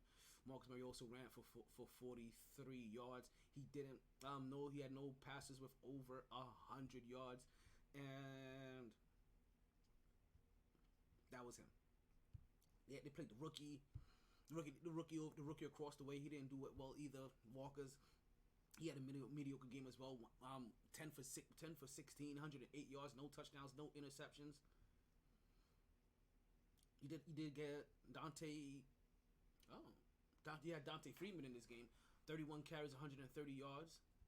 Fantasy football tip: if you don't have, if Dante Freeman is still available in your, excuse me, if Dante Freeman is still available in your fantasy draft, go ahead and give it to him, because it looks like he's probably going to end up being the workhorse for Carolina Panthers. So he's somebody that if I were you, I would definitely add to my waiver wire and let you guys know that is officially my. Come on, camera in Florida. No. Now you want to. You know what? I don't even know why I fucks with you sometimes. I really don't. Jesus, like, you like doing stuff like that. That's to throw me off. Like, I see what you're doing. I see what you're doing now. Right? Like you're just doing stuff to try to throw me off sometimes. You try to see if I'm on my P's and Q's. But it's okay. I'm always on point. So can I get what this is now? The MyT Fantasy Football Tips. Thank you. Not winning tips, just tips. Just the tip? Just the tip. Let's just say what I want involves much more than just the tips. Just the tips. What I want is much more than just the tips.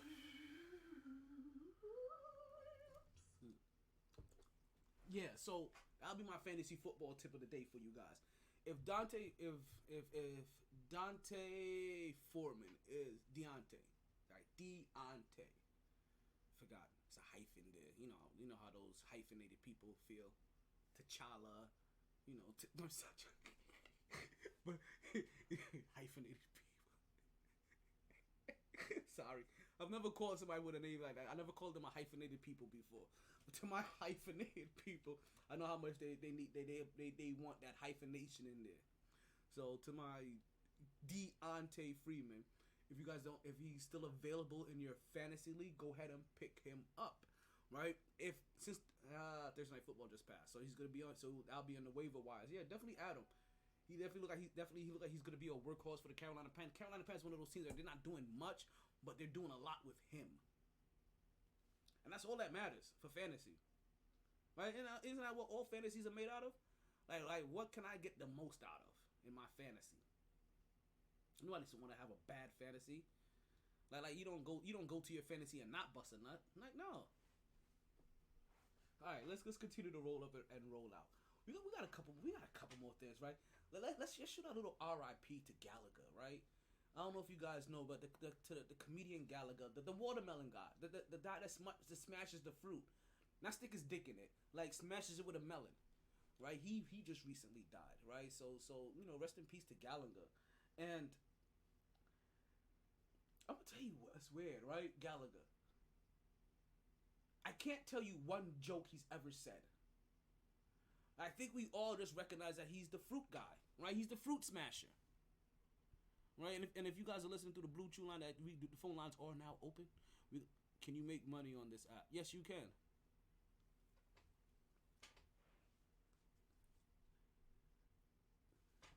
Let's see what else. I'm trying to make some money. Well, get yourself some listeners, get yourself some followers, and what happens that they will. It's basically like the way they'll donate is the same way that you'll donate like to somebody's OnlyFans or one of them video cam girls. You just give tokens and shit like that, or I should say Twitch. Like you give tokens, you give money, you give payouts, and the next thing you know, that's how that works. And then you cash that out on a regular basis. So yes, we do take tips here on the Mighty Sports Podcast. Yes, we definitely do.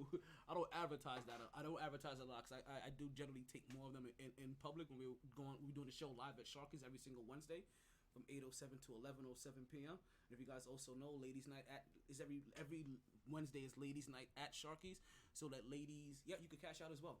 And Ladies Night, ladies drink free from 9 to 10, and then it's 2-for-1 drinks for you ladies, 10 to 12. DJ Scepter is in the mix from 9 to close as well. So you definitely want to be there at Sharky's for Wednesdays at Ladies Night, but not just Wednesdays at Ladies Night, also for Sunday football as well, where for the early games right when the Dolphins score a touchdown, it's 2-for-1.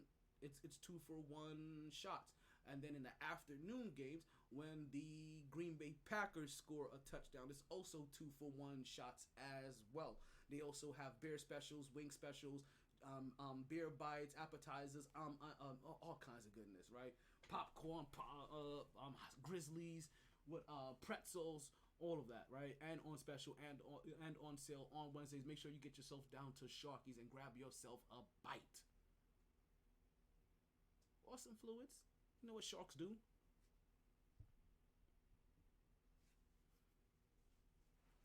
All right, let's continue to roll up and roll out, right? Because I'm gonna end the show. We're gonna go ahead and get these picks out of the way, right? And start figuring out who's gonna win some of these games, right? Or who we think is gonna win some of these games, right? You understand? We're already at week 10. So for a lot of you, like your fantasy football playoffs is right around the corner. Like you probably have about a month left, maybe. I know I'm not going to the playoffs this year. Like my streak is finally ending. Like I'm not going to the playoffs this year. I've had a streak of like making the playoffs like at least 10 straight years, and I'm not making the playoffs this year at all. to be honest with you, like, I barely had even time. Like, I think I said that again last year. I'm starting to lose general time to barely pay attention to fantasy football. But what we gonna do next? We gonna get these picks in, right? Do we need to take a commercial break? Nah. I think we're good on a commercial break. We good on time? We're good on time. All right. All right. We're gonna get these picks in. We're gonna give you an injury report. That's coming up. That's coming up as well. We got to get the injury report as well. And since we're doing injury reports, somebody's feelings are hurt as well. Actually, you know what?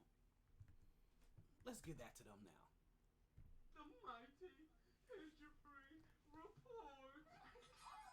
The MyT injury report.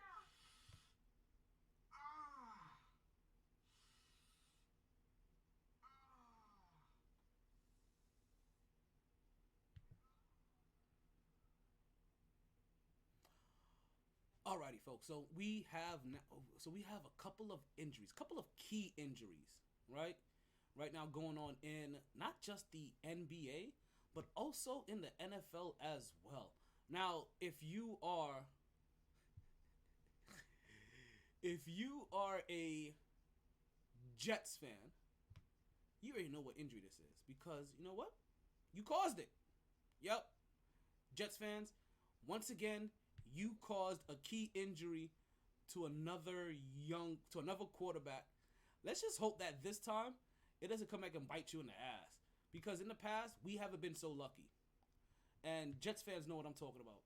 Like, one year we knock out Drew Bledsoe just to give birth to Tom Brady. Yeah, that was us. So we don't have, thank you. So we don't have the best luck when it comes to knocking out quarterbacks. But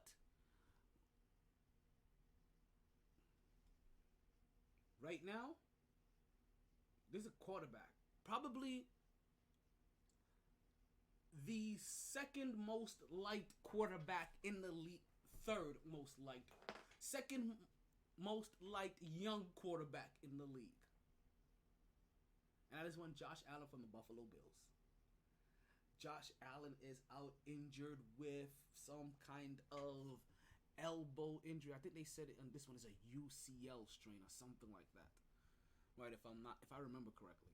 Right? So Josh Allen is not going to be playing in this game, and this week they play against Minnesota. That's going to be tough. We're going to tell you why. This week is going to be an interesting... Actually, no, the Jets have a bye week. But still, this week is going to be an interesting week for the standings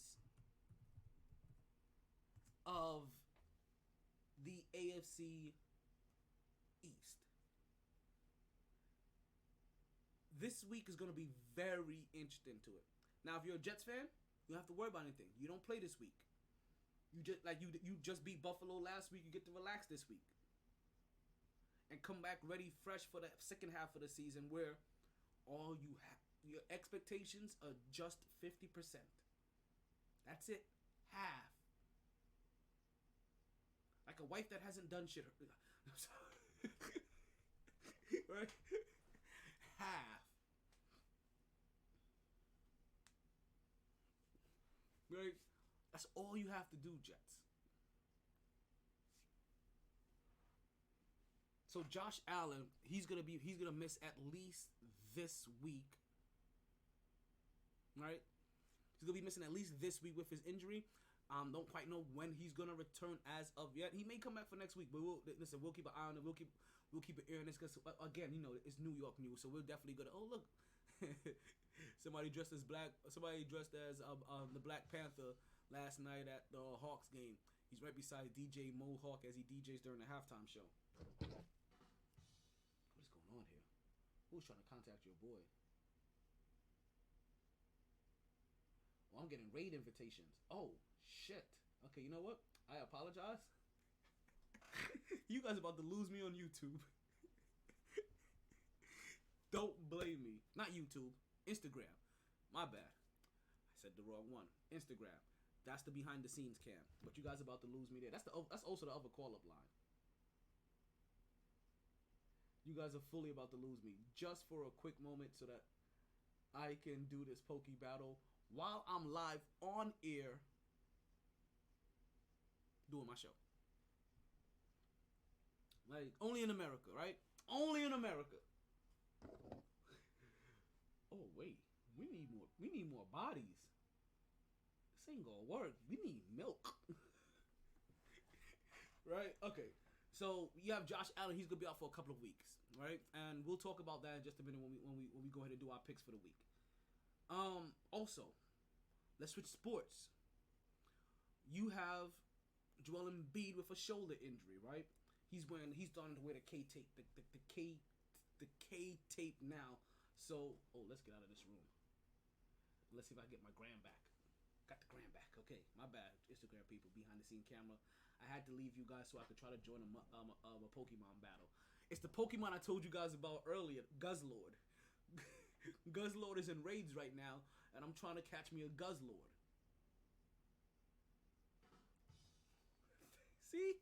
See, that's why I love my phone. For you guys that don't know, that's not me playing that sounder. That's not me doing that. That is the notification sound on my phone. It just so happens it lines up really well with comedic timing, my bad timing, or awkward scenarios. I'm telling you, you guys see me. Like, I talk with my head. This is hands free. For you people that are watching, if you're like, I don't got a button, I can't step on anything. Like, no, I don't got none of that. That's literally my phone. That's literally my phone's AI and random notifications. Just coming in with the most, and listen, I feel like I tell you guys all this because it's been happening like this for a while now, right? But I still feel like the timing of it is so awesome that it seems like I'm lying, and to the point like this happens in person too. People are like, what was that? I'm like, it's my perfect timing phone. That's all that is. It's my perfect timing phone.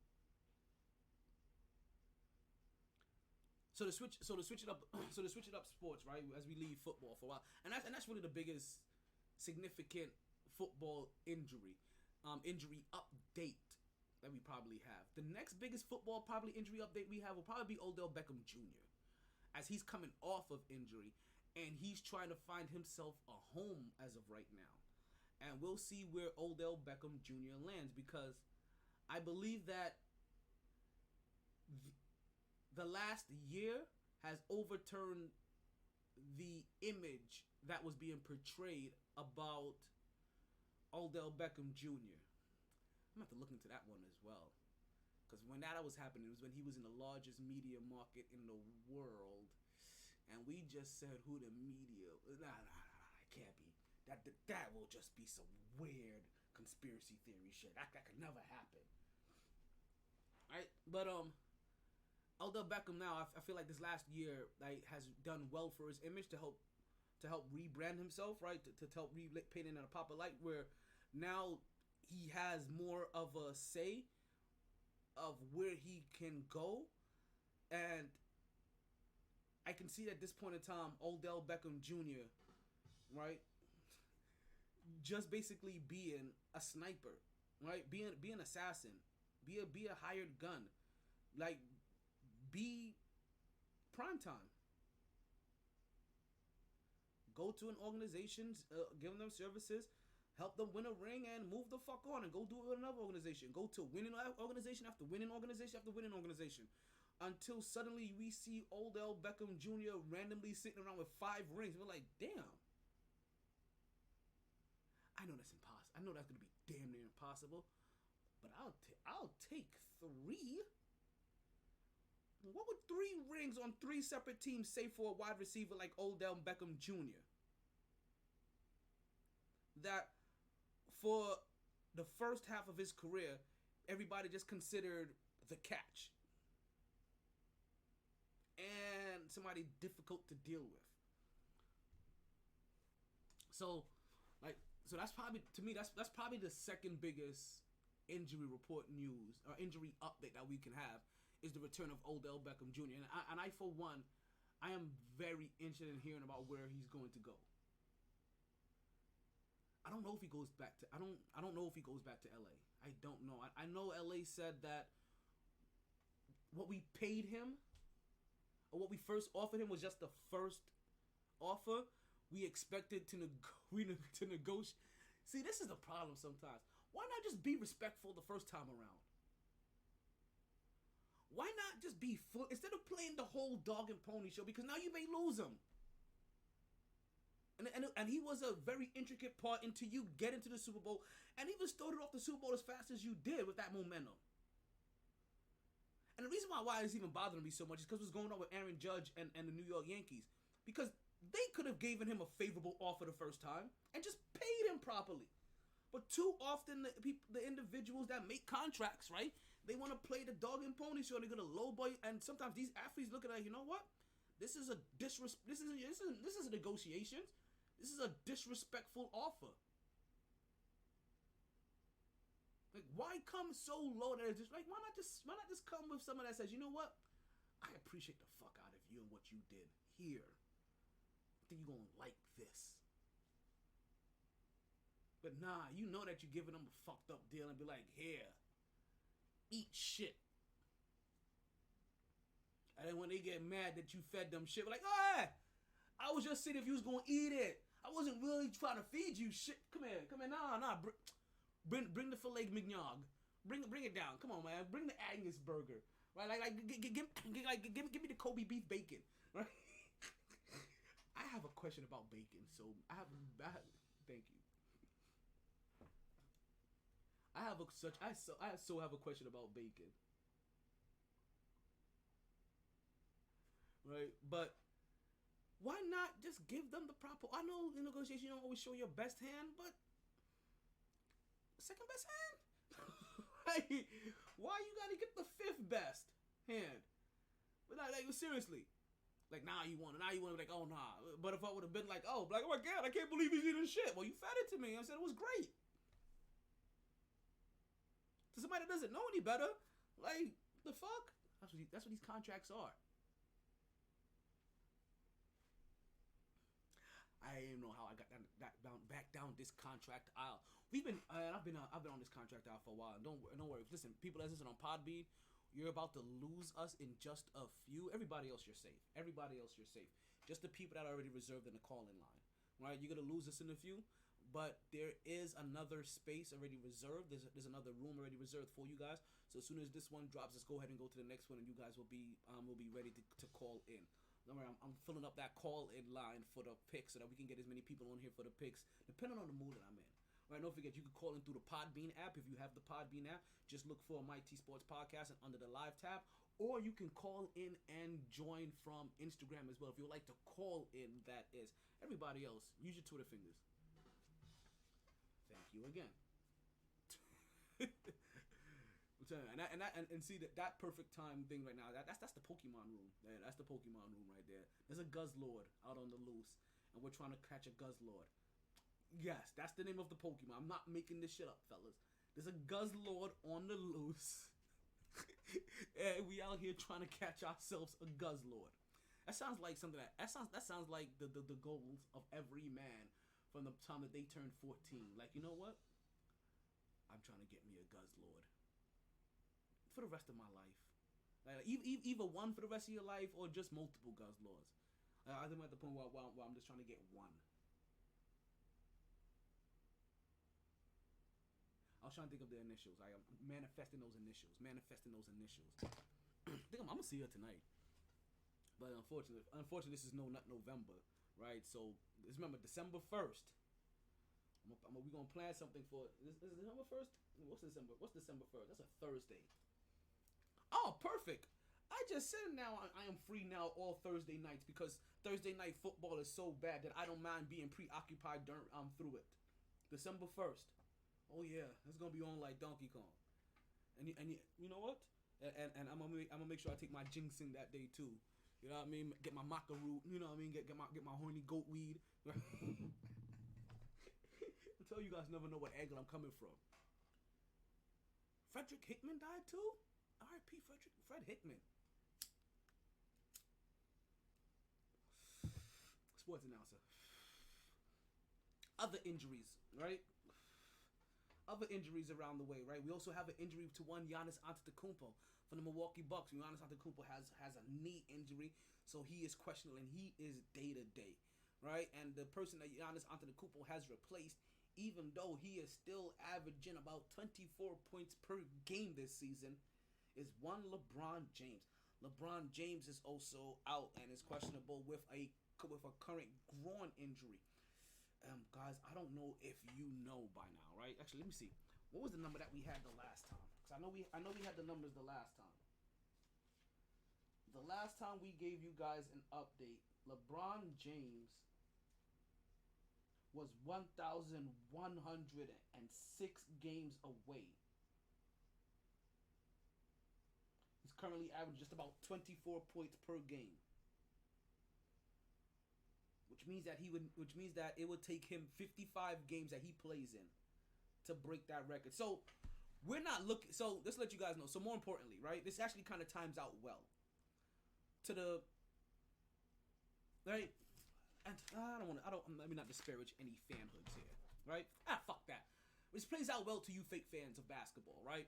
That don't pay attention to basketball till after football is over anyway, until after the All-Star break.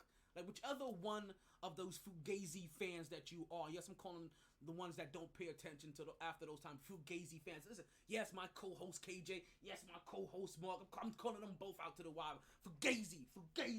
Oh, sorry, fugazi. La fugazi. He's Spanish, so, but he's light skinned, So fugazi.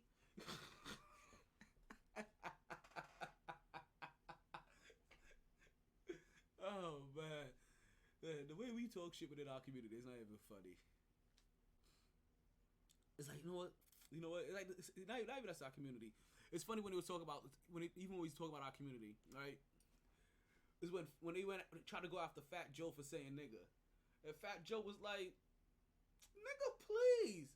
Like I've been saying nigga my whole life because I grew up thinking I was black. Stop it right now. Like I'm Puerto Rican, I'm damn near as black as it gets. Like. Enough for nothing. You understand the people that was going after Fat Joe. You had no support from the black community when you did that.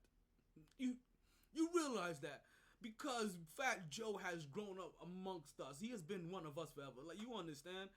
Like you would have to come out the bypass before you go after Fat Joe's pass. Fat Joe is as niggerish as they get. I'm sorry. If Big Pun was alive, he'll still be thrown around the world till we wouldn't even have blinked an eye. It's because you feel uncomfortable saying it, because you can't say it, right? Stop trying to regulate words that people that can say them in a public setting. My nigga. All right, we're gonna take a quick commercial break, right? When we come back, we're gonna do our week 10 picks. Everybody that's listening on the Podbean line, don't you forget that we're just gonna switch over feeds for you guys. Everybody else. It's commercial time. Bing bong.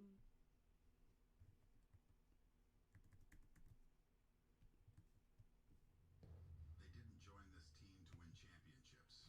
Podbean people, I'm switching over feeds. We're about to lose this one. Look for the new feed. Because there is important work to be done, and only some able to do it.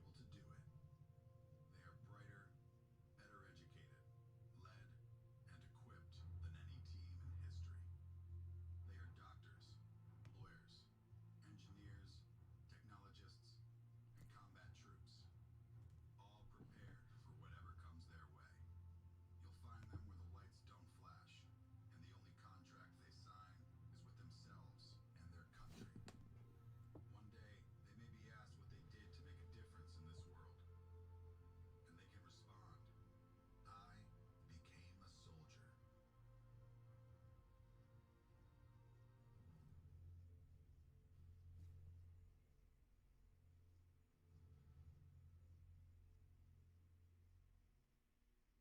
Again, happy Veterans Day to all of my veteran brethren and sisterin out there. Like I should, it's something I haven't done in a while. While you guys are looking that up, it really has been a while. It's been a while. Like I used to wear this almost every single podcast. Like that's how you know it's been a minute, right? Hold on. Like that's how you know it's been a minute. Cause this is something I used to wear almost every podcast. I never let you guys forget what's going on here. Right? I'm like one of the finest, one of the greatest to do it. Like seriously, one of the greatest to ever do it. You understand? Right? Happy Veterans Day again to all my veterans, brethren, and sistren out there. Army, Navy, Marines, right? Space cake, seamen, right? all of yous. You know, you grunts, you seamen out there, like all of you motherfuckers, like the legs of the world. You know who I'm talking to. I'm talking to all of yous, right? Like you motherfuckers that got your name stitched on the back of your pants, so you know which bunk you hopping in at night. Like all of yous, taking all my jabs right now, because that's what we do with each other, right? That's what we can do, right? But seriously, happy Veterans Day to all of yous. I had to put in at least your 3 years. All you 2-year motherfuckers, like, go sit your ass down in a corner somewhere and let grown folks fucking talk. Like, you haven't done enough time. And not for nothing, right? I hate to do this. Nah, I'm gonna leave you guys alone. I'm gonna leave you guys alone today, right? Because I know a couple of people that didn't quite serve. Yeah, I'm gonna leave you guys alone. I'm not even gonna put the thought out there. I don't want nobody to come fucking with you, right? Alrighty, so. All right, let's go ahead and roll up and roll out, and let's go ahead and get into our picks. Right, we got week 10 picks coming up. If you listened to me last week, you guys know like I stay winning you guys cash. Like I'm gonna talk straight up cash. Like I don't do spreads. I don't do none of that. I just give you straight winners. Right, like I'm sorry, I'm not putting balls in play or anything like that. It's just straight home run hitters. Like who you think is coming out on top? Nigga, don't stop till it drop. That's some wet. You understand that kind of shit? That's it. That's what we do. That's what we do. We gonna come with the winners for you guys. All right. Let's go in and get this segment started. Alrighty. So we have our first game. Is gonna be Seattle Seahawks taking on the Tampa Bay Buccaneers. This game happens to be one of those mutual sight games. I'm gonna get this up for just a little bit. There we go. This happens to be one of those mutual sight games. I believe this is the Munich game, if I'm not mistaken. This is the Germany game. Yo, shout out to all my... listen. Even though this is a Veterans Day and it's a day that's generally celebrated by American soldiers, let me also give a big shout out to my soldiers around the world. Cause I've also served with German soldiers, right? Want to give you guys a big shout out as well. I've served with Israeli soldiers as well. Want to give a big shout out to you guys as well. You understand, like so anybody in our NATO forces as well. Like happy Veteran Day to you as well, because you have done just as much for American people in combat, you know what I mean, as much as as much as most people, the veterans that they know. You people just don't know what you have done, right? Or how friendly you have been as an ally and how you've helped support our armed forces as well, right? You're literally standing with us side by side while we go conduct our tomfoolery as a nation. So big up to all the veterans in the German army and also in the Israeli army as well. Is that the only two armies I have to give a big up to? Those are the only two I've directly served beside. But the rest of you get your flowers too. Right? And I know it's supposed to be Tom Brady, right? And I know how people feel about Tom Brady. I don't feel that way about Tom Brady. I actually feel the whole complete opposite way that most people feel about Tom Brady. I actually feel about Tom Brady the same way I feel about one Trae Young, right?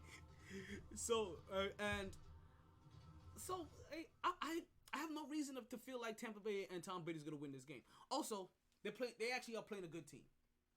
They are playing an actually good Seattle team.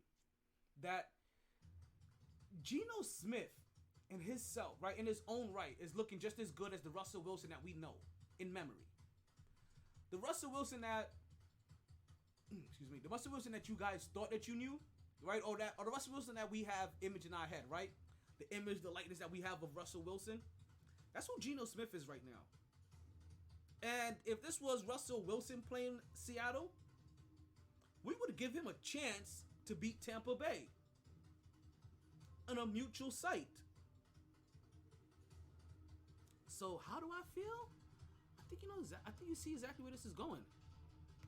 I 100 believe in a mutual site that this Seattle team can beat Tom Brady and Tampa Bay. I feel like this is a nice little way for Pete Carroll to. I feel this is a nice way for Pete Carroll to be able to.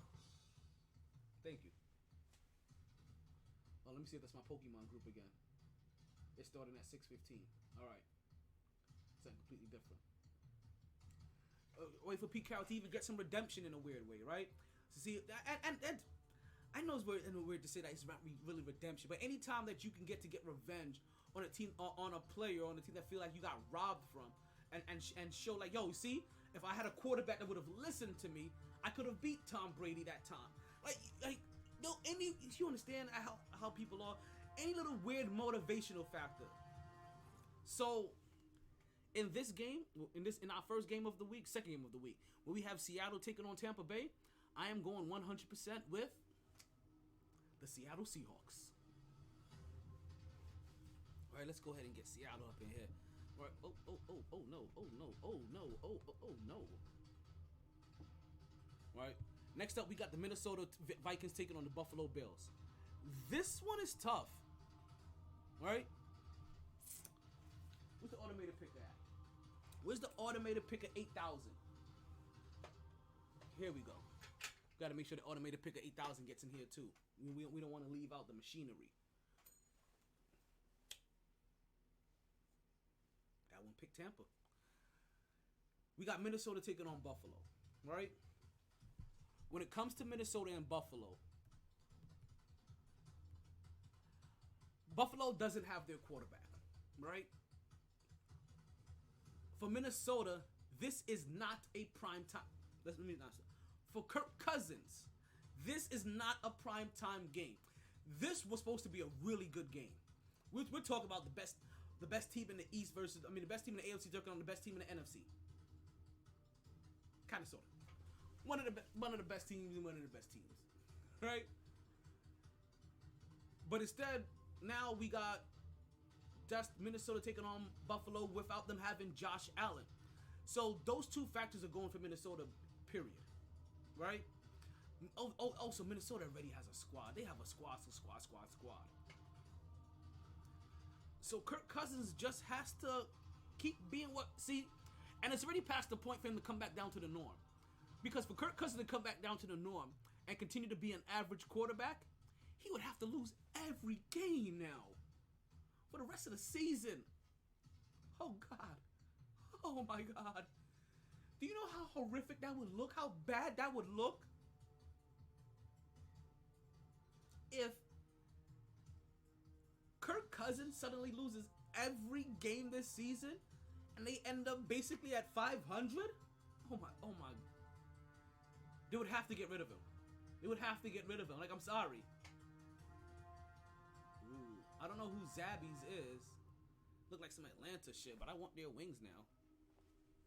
Or their chicken fingers. Speaking of chicken fingers, you know what? I want to go to Tijuana Taxis and get their chicken fingers. Listen, I don't know if I've told you this, guys, before. Tijuana Taxis has the best chicken fingers in the business. Once you've had their chicken fingers, you'll never want to have another person's chicken finger. And their sauce is good too.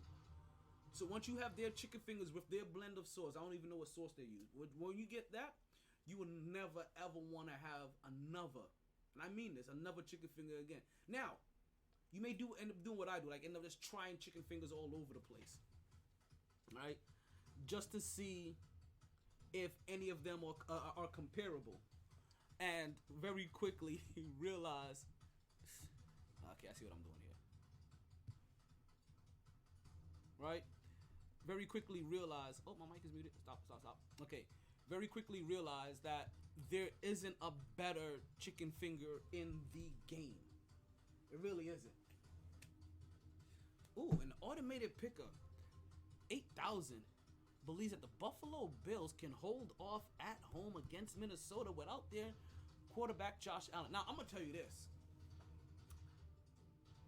This is gonna be one of those times. Listen, Minnesota's got to play a good defensive game. This is one of those times I also feel like Stephon Diggs is gonna get like 18 targets because they're not gonna have another choice, right? Or maybe this is one of those guys where they finally have like 31 running attempts. But who's their running game? Maybe this is the game that helps reveal that Buffalo actually has a running game not named Josh Allen. I don't know. The automated picker has me thinking about all these other different possibilities. Next up, we got the Detroit Lions going into Chicago and taking on the Chicago Bears. You know what? I'm gonna be real with you. I kind of like this team. Right? I kind of like this team. They've grown on me. Right? I think we all started making fun of them with the, I'm gonna bite them in the ankle. And then when they punch us in the head, I'm gonna get up and I'm gonna bite them in the calf. And when they kick me in the chest, I'm gonna get up and I'm gonna bite them in the kneecap. And when they stab me in the fuck is in my pocket? Hey, yo. The fuck? Nigga was having a fucking party? Right? Right, and then, so they're like, then I'm gonna bite them in the kneecap, and then they're gonna step on my toe, and I'm gonna get up, and I'm gonna bite them in the calf, and then when they punch me in the throat, I'm gonna bite them in the dick, and we gonna get back up, and we just gonna keep gobbling and gobbling and gobbling, right? So he kind of grew on me. Right? Oh, she made it. She won. so like because his team represented that. Ultimately, that's the his team showed that kind of fight, and they've been shown that kind of fight. And you've seen them this year getting a couple of victories over a couple of teams that wasn't expected. Was it last week that they beat Green Bay?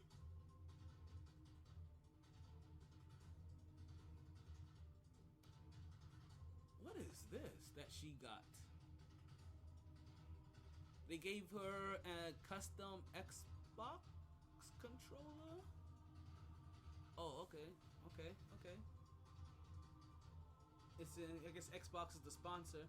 Xbox is, I'm gonna not mention that because Xbox isn't my sponsor. But Blue Chew. Don't forget, guys, use your Blue Chew code of GSSSS. GSSS. Golf Sierra Sierra Sierra. And if you use my promo code for this week, you get your first order of Blue Chew for free. Yes, folks, for the free. All you gotta do is pay for shipping and handling. I know Blue Chew is not that thing that you need. It's just that extra tool that you want. So, yeah, I'm going ahead and I'm going with Detroit over Chicago on this one, right?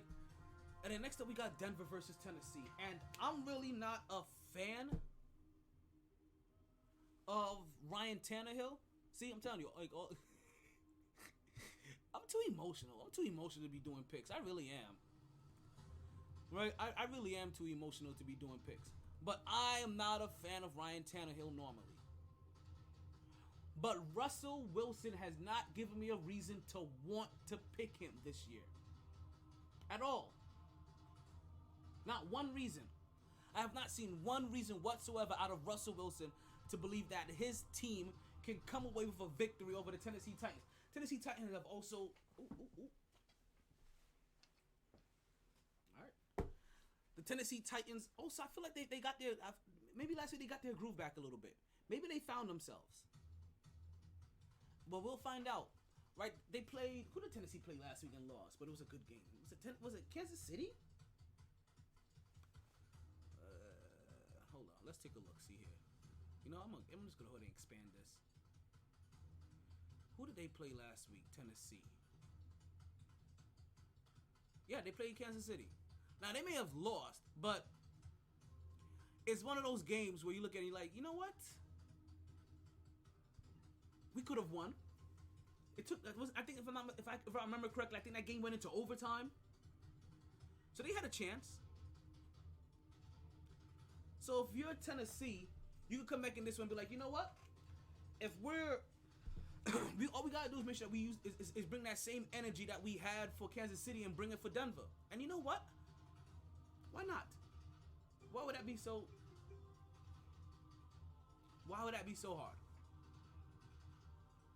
Because you got to start getting. You have to start getting back on track. Derrick Henry, I feel like, is finally to catch his stride again.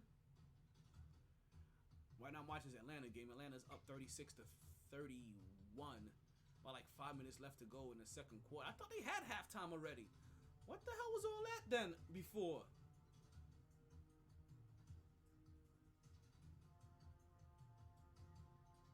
All right, so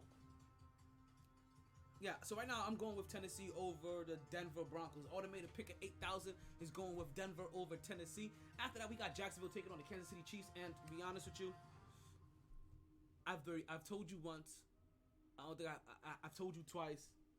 I don't think I don't know how many times I'm gonna tell you guys. I completely have no reason to pick against Patrick Mahomes ever. I don't have a reason to. And this right here is no different. Jacksonville Jaguars, they've been a good team. Jacksonville Jaguars are like Detroit this year, to be honest with you. The Jacksonville Jaguars are kind of like Detroit this year, where they fight hard. They put up a good fight. They put up a good show. Right? They're probably just a season or two away from just learning how to win. Like, give it time. Like, that is a thing, right? Allowing your team, your organization, your coach even, right? To build up enough time and enough consistency to build the winning habits that you're looking for. I keep doing that. Right? So, with Jacksonville, with Detroit, I say give them time. But I honestly don't. Those guys shouldn't be more than 2 years away. With how they've been looking this year, they really shouldn't be more than 2 years away. If after 2 more years in this, you're looking at them and like, you know what, this still isn't cutting it, then you make whatever changes, or maybe we can start questioning the quarterbacks or whoever we need to question then, the head coach, whoever it is. But for right now, I think Jacksonville and Detroit are right on pace, and they're kind of right where we expect them to be. Not winning too many games, right? Putting up just enough fight. Ooh, look at you. Right? Putting up just enough fight, like just to stay in games, losing close games, but realizing that okay, they can probably do a little bit better. Like they're right there. Not right there on winning, but right there starting to be a consistent winning team. A consistent above 500 team. A consistent, I can make the playoffs team. Remember, the NFL has a turnaround every couple of years. We just did this. We just showed you the poll. Right, week 12 is right around the corner. 2 weeks away from week 12 to see how that's changed. In 1 month, we're going to see how that's changed. Oh, wait. I know what's going on. My window is open. I'm wondering where all these little fucking flies is coming from. I had the window open all day. And they're being attracted to the light. So, it's just unfortunate that Jacksonville is going up against Kansas City, and we have no reason to pick against Kansas City. But Jacksonville, they're getting there. They're getting there. Next up, we got the Cleveland Browns taking on the Miami Dolphins. Yeah.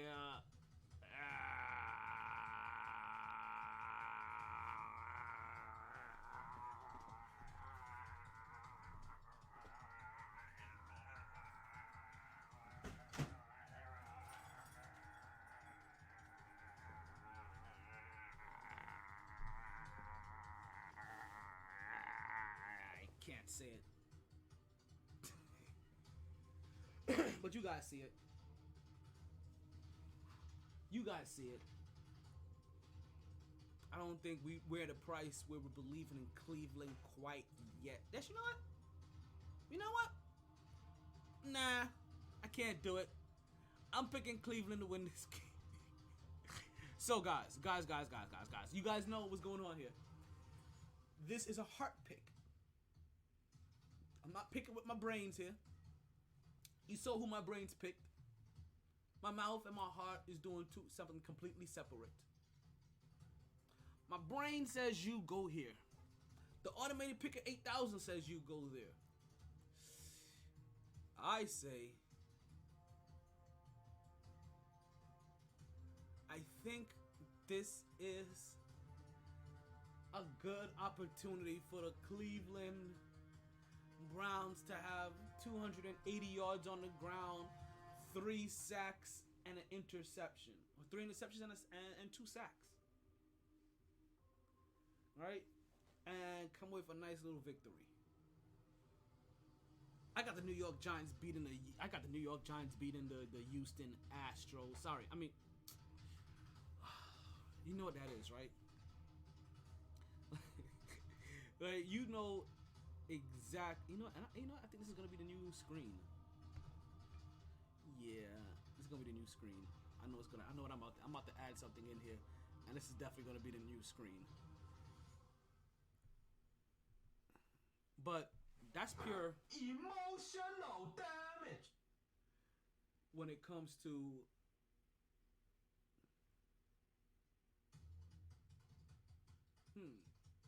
something just came in my head. When it comes to Houston, right? But the Houston Texans, yeah, I got the Giants beating them. I'm not worried. I don't think Giants fans could be worried. Like, you understand? Like, this should be an easy walk in the park. Except for that, the automated picker 8000 believes that the Houston Texans will win this game. Now, I believe the automated picker 8000 is glitching and honestly doesn't know what the hell it's talking about. But then again, it is just a machine. Well, it's supposed to be a machine with like the highest of technology, right? And the most advanced AI in the world. Right, and Pentium processor. You would think that it would get its picks right. Nah, it's not happening.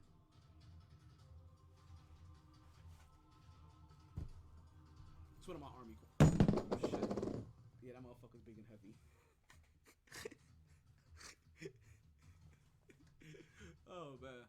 Next up, we got the New Orleans Saints taking on the Pittsburgh Steelers, and automated picker 8000 got the Pittsburgh Steelers. I'm going to take New Orleans. I think I am 100% going, yeah, when the Saints come marching in. When the Saints come marching in. Oh, I want to be in the number. When the Saints come marching in. One more time, from the top. No, I'm going to stop right there. But definitely going with the New Orleans Saints on this one. Pittsburgh is still kind of new. They're still kind of young. They're still learning. I know they're at home, but like I said, this may be the first time that. Oh, this both sucks. This may be the first time that Tomlin doesn't come away with a winning record for the season.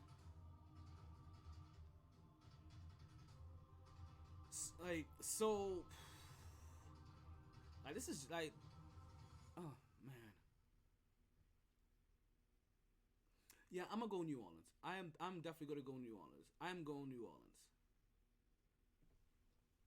Now, when it comes to, like, this next game is a whole lot tougher for me to pick than really what anything I've been looking at so far, to be honest with you.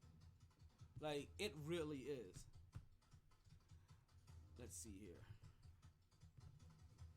Now, I may skip this next game. I'm not ready to pick it yet. I'm really not ready to pick this next game at all. Because next game we have up is Indianapolis Colts versus the Las Vegas Raiders. And can I tell you, I am not a fan of picking this game. This is one of those games I can go without picking.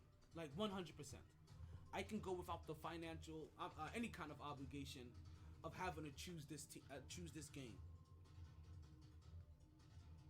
I don't know what's going on in Indy, and I don't know what's going on in Las Vegas. From a quarterback standpoint, I thought both of these teams had pretty decent teams. These are one of the two teams that are not making it to the playoffs from last year to this year. I don't get it. I don't get it. I don't get it. And I can't put up with it. Right? It's a difficult scenario.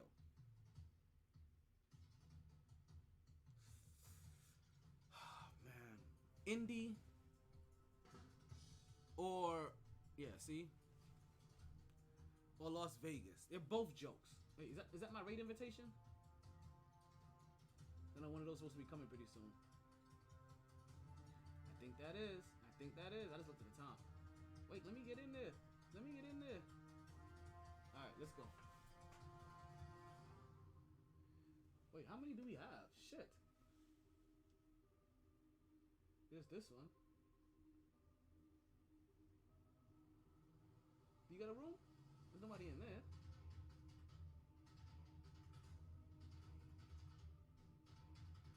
Wait, okay, and this one. Okay, that is the one. I'm trying to catch me a Guzzlord.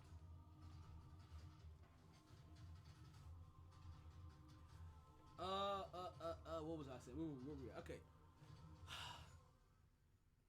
Give me the Raiders because they're at home. Like that's really the only reason.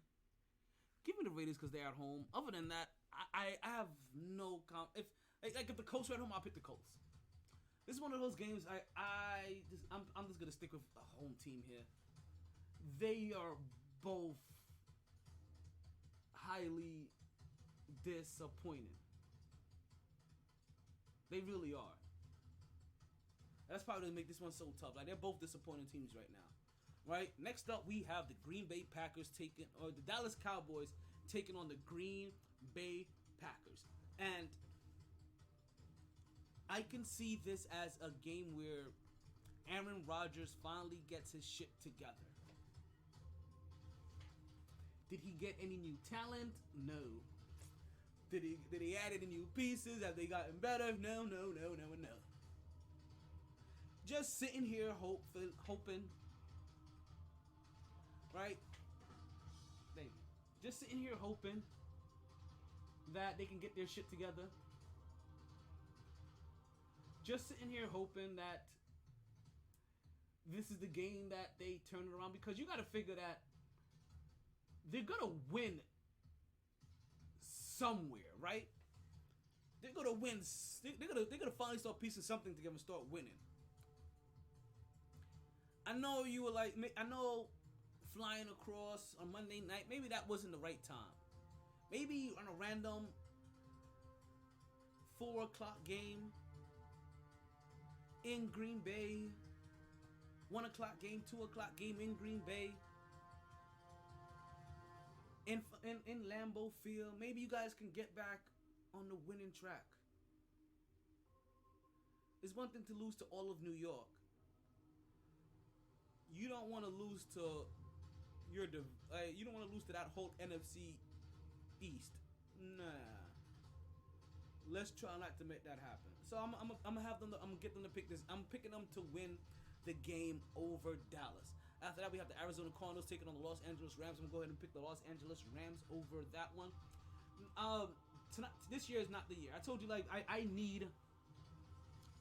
constantly, right? Because it can change from year to year. I constantly need proof and why I'm not gonna pick against you. Right? I haven't gotten that proof from the Arizona Cardinals this year. Right? Actually, it's been kind of the opposite. I've gotten every reason on why I shouldn't pick you. So, and we're talking about from the moment that your quarterback required a clause that said that I need to study. And that I couldn't study for video games, but I need to make sure I put in XYZ amount of times in studying. And then he's come out looking like this after he gets his money. He's looking like, you need to study, my God. So Los Angeles Rams it is. Oh, sorry, my bad. I forgot to let you know. The automated pick of 8,000 had Pittsburgh over New Orleans. It had the Las Vegas Raiders winning as well, and they have picked Dallas over Green Bay. Not gonna lie, the automated pick of 8,000 upgrades, right? It's looking pretty smart this year. This week. Almost like it's been learning from week to week. It looks pretty damn smart this week. But it's picking Arizona over the Los Angeles Rams. We both have San Francisco beating the Los Angeles Chargers. Oh shit. We gotta look back up.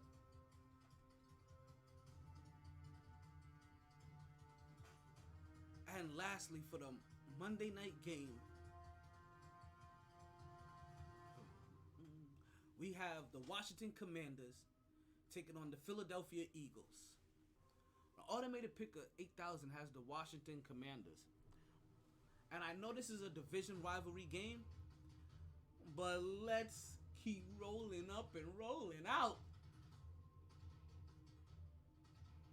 I see the Philadelphia Eagles winning this game, and I see the Eagles as they fly their way to victory. Not as high as a Jet, but they're definitely gonna, when they win this game, they're gonna steal the Jets chant and replace it with EAGLES Eagles.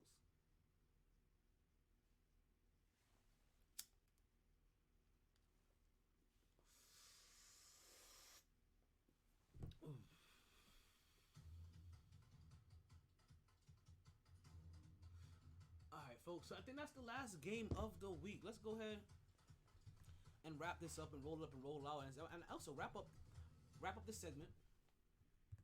I'm about to wrap up the show pretty soon as well, as we're coming down to the final few minutes of the show. I was supposed to go to Publix today and go get some stuff done. I didn't even get a chance to go yet. As soon as we're done with the show, we're going to be switching gears and headed straight over to Sharky's. Not Sharky's. We're going to be headed over to Top 42, where DJ Scepter is currently DJing right now. There's all kinds of drink specials going on. It's going to be a 2000 themed kind of thing.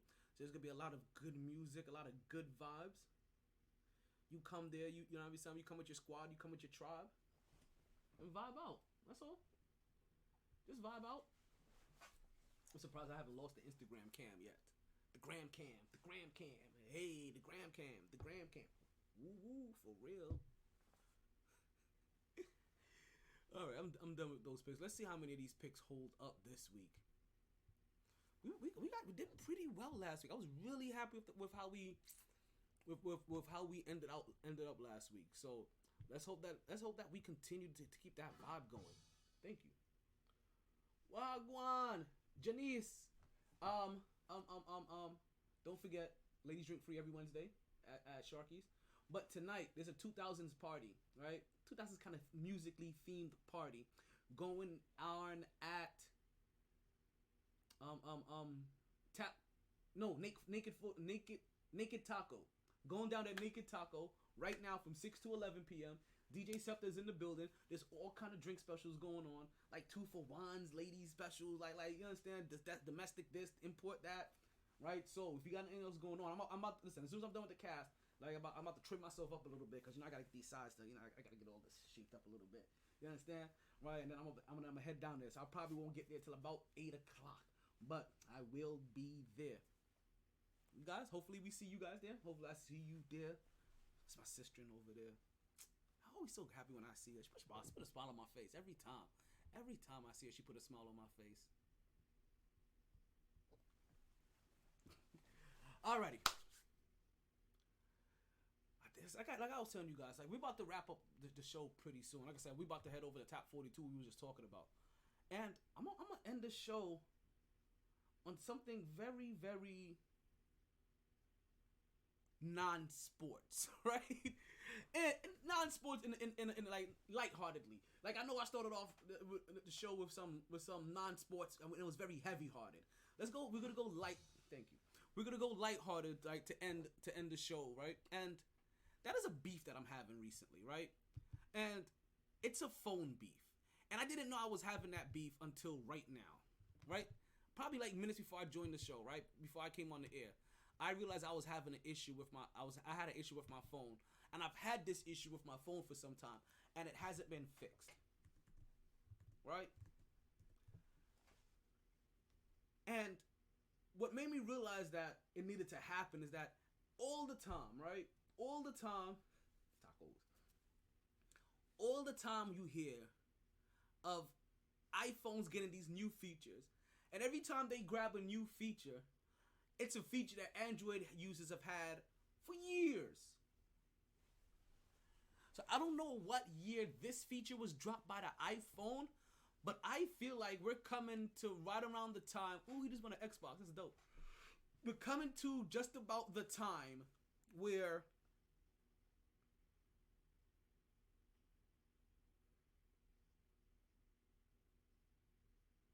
I lost my train of thought for half a second. There we go. We're coming back to Peachtree presents Peachtree. Oh, that's right. That arena is on Peachtree, but there's also like 15 different Peachtrees in that one area. There's like a Peachtree Boulevard, a Peachtree Street, a Peachtree Avenue, a Peachtree Way, a Peachtree Court, a Peachtree Terrace. What else is there? Right? Like you understand? Like they have a Peachtree everything. That's usually that song, The Same Girl, that they met her on Peachtree. Like, yo, I only mentioned 6. There's more. Okay? Season defining 9. Current 9-game stretch. Records of win and percentage on the date. November 5th. Okay, 9. Oh, it's about Atlanta. Okay. Nobody cares. Thank you. Let me see if that was another raid invitation.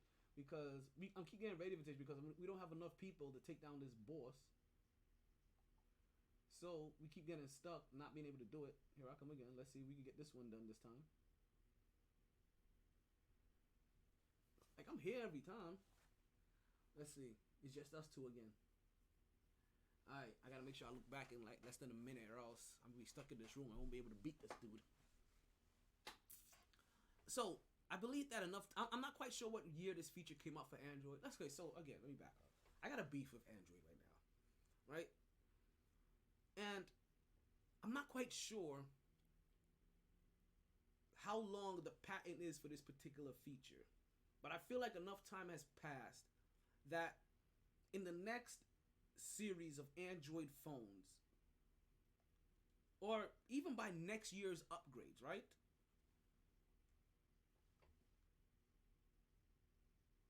We should have this feature in Android phones, especially Samsung's, right?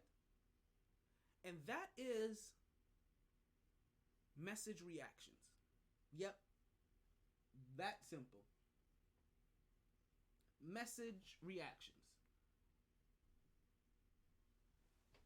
Like, it gets to me all the time that when I message my iPhone friends, that they could be like, yo, Darnell just liked so-and-so. You know what I mean? Christine gasped at this picture. Right? Right? Nikki loved this message, right? Like I see it all the time. But let me make sure I get my Instagram back real quick. But what ends up happening is that we don't have it on Android. And I want that feature. I really do. I told you it was going to be lighthearted to end the show. I really want that feature. And it's only because look how many features of Android iPhone has already stolen over the years, right? Or are incorporated into their own design over the years. Like, you can't tell me that you can't do the same thing? Exactly. They see me. And on that note, brethren, brothers, sisters, all of you know. Alright. I want to wish you a happy and safe weekend. I want to thank you guys again for listening to the Mighty Sports Podcast. We will return on Monday, 8:07-ish p.m. to 11:07-ish. Like today. Today nobody knew I was doing an early show. Nobody knew I was doing an early show today. Because I didn't know. I hinted that I may, but I wasn't sure if I was gonna be able to. I was able to. Actually, I really wanted to be done by now. I wanted to do the show at noon and be done by 3. Go get my carpet. Go get a carpet cleaner. Right. Go get a carpet cleaner right after that. Bring it back home. Clean the carpets on. I still got carpets here. It's an old place. Oh shit! Almost got stuck. Right. Run the carpet cleaner through the place real quick one time. I wanted to cut my hair. I wanted to run the carpet cleaner through the car real quick. I wanted to tackle the ceiling next, I think. I gotta find a way to get that the way I want it. Oh, I mean, I just have to use the thing.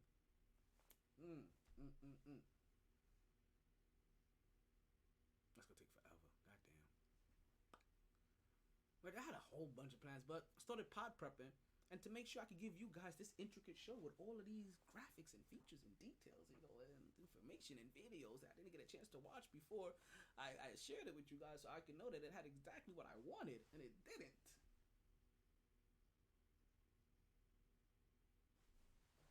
But I think the one that I wanted to share, I feel like a good majority of you guys may have, if you guys are ESPNers, I think you guys may have listened to it or heard it, because that's where I listened to it at least that snippet that I wanted. I thought that was it. I'm gonna have to go and listen to the whole entire hour segment, and I may listen to it while I'm taking a shower. I'm gonna be in a black mood today, probably because of it. Oh man, what does that mean? I have no clue. I'm just gonna be feeling myself. I'm gonna be in a good mood, and I think I know exactly what I'm wearing to this party.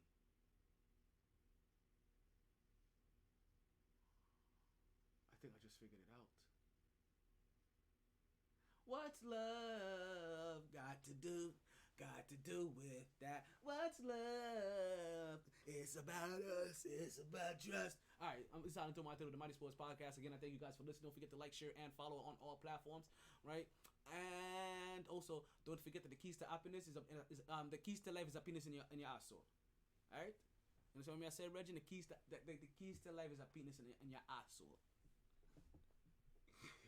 MyT Sports Podcast. Talento Martella. We out here. Let me get that intro video going. You know, you a funny motherfucker. Yo, who made my phone so good? Samsung made my phone so good.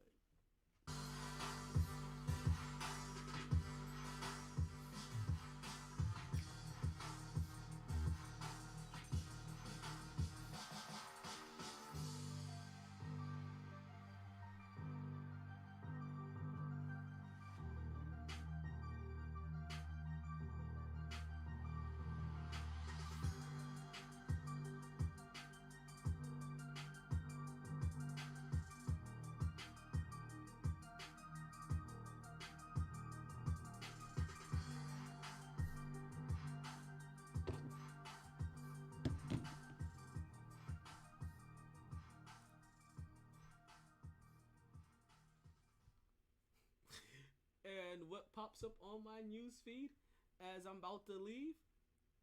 Kanye West says he can't be controlled because he hasn't killed anyone. I can say whatever I want and not go to jail, and that is true.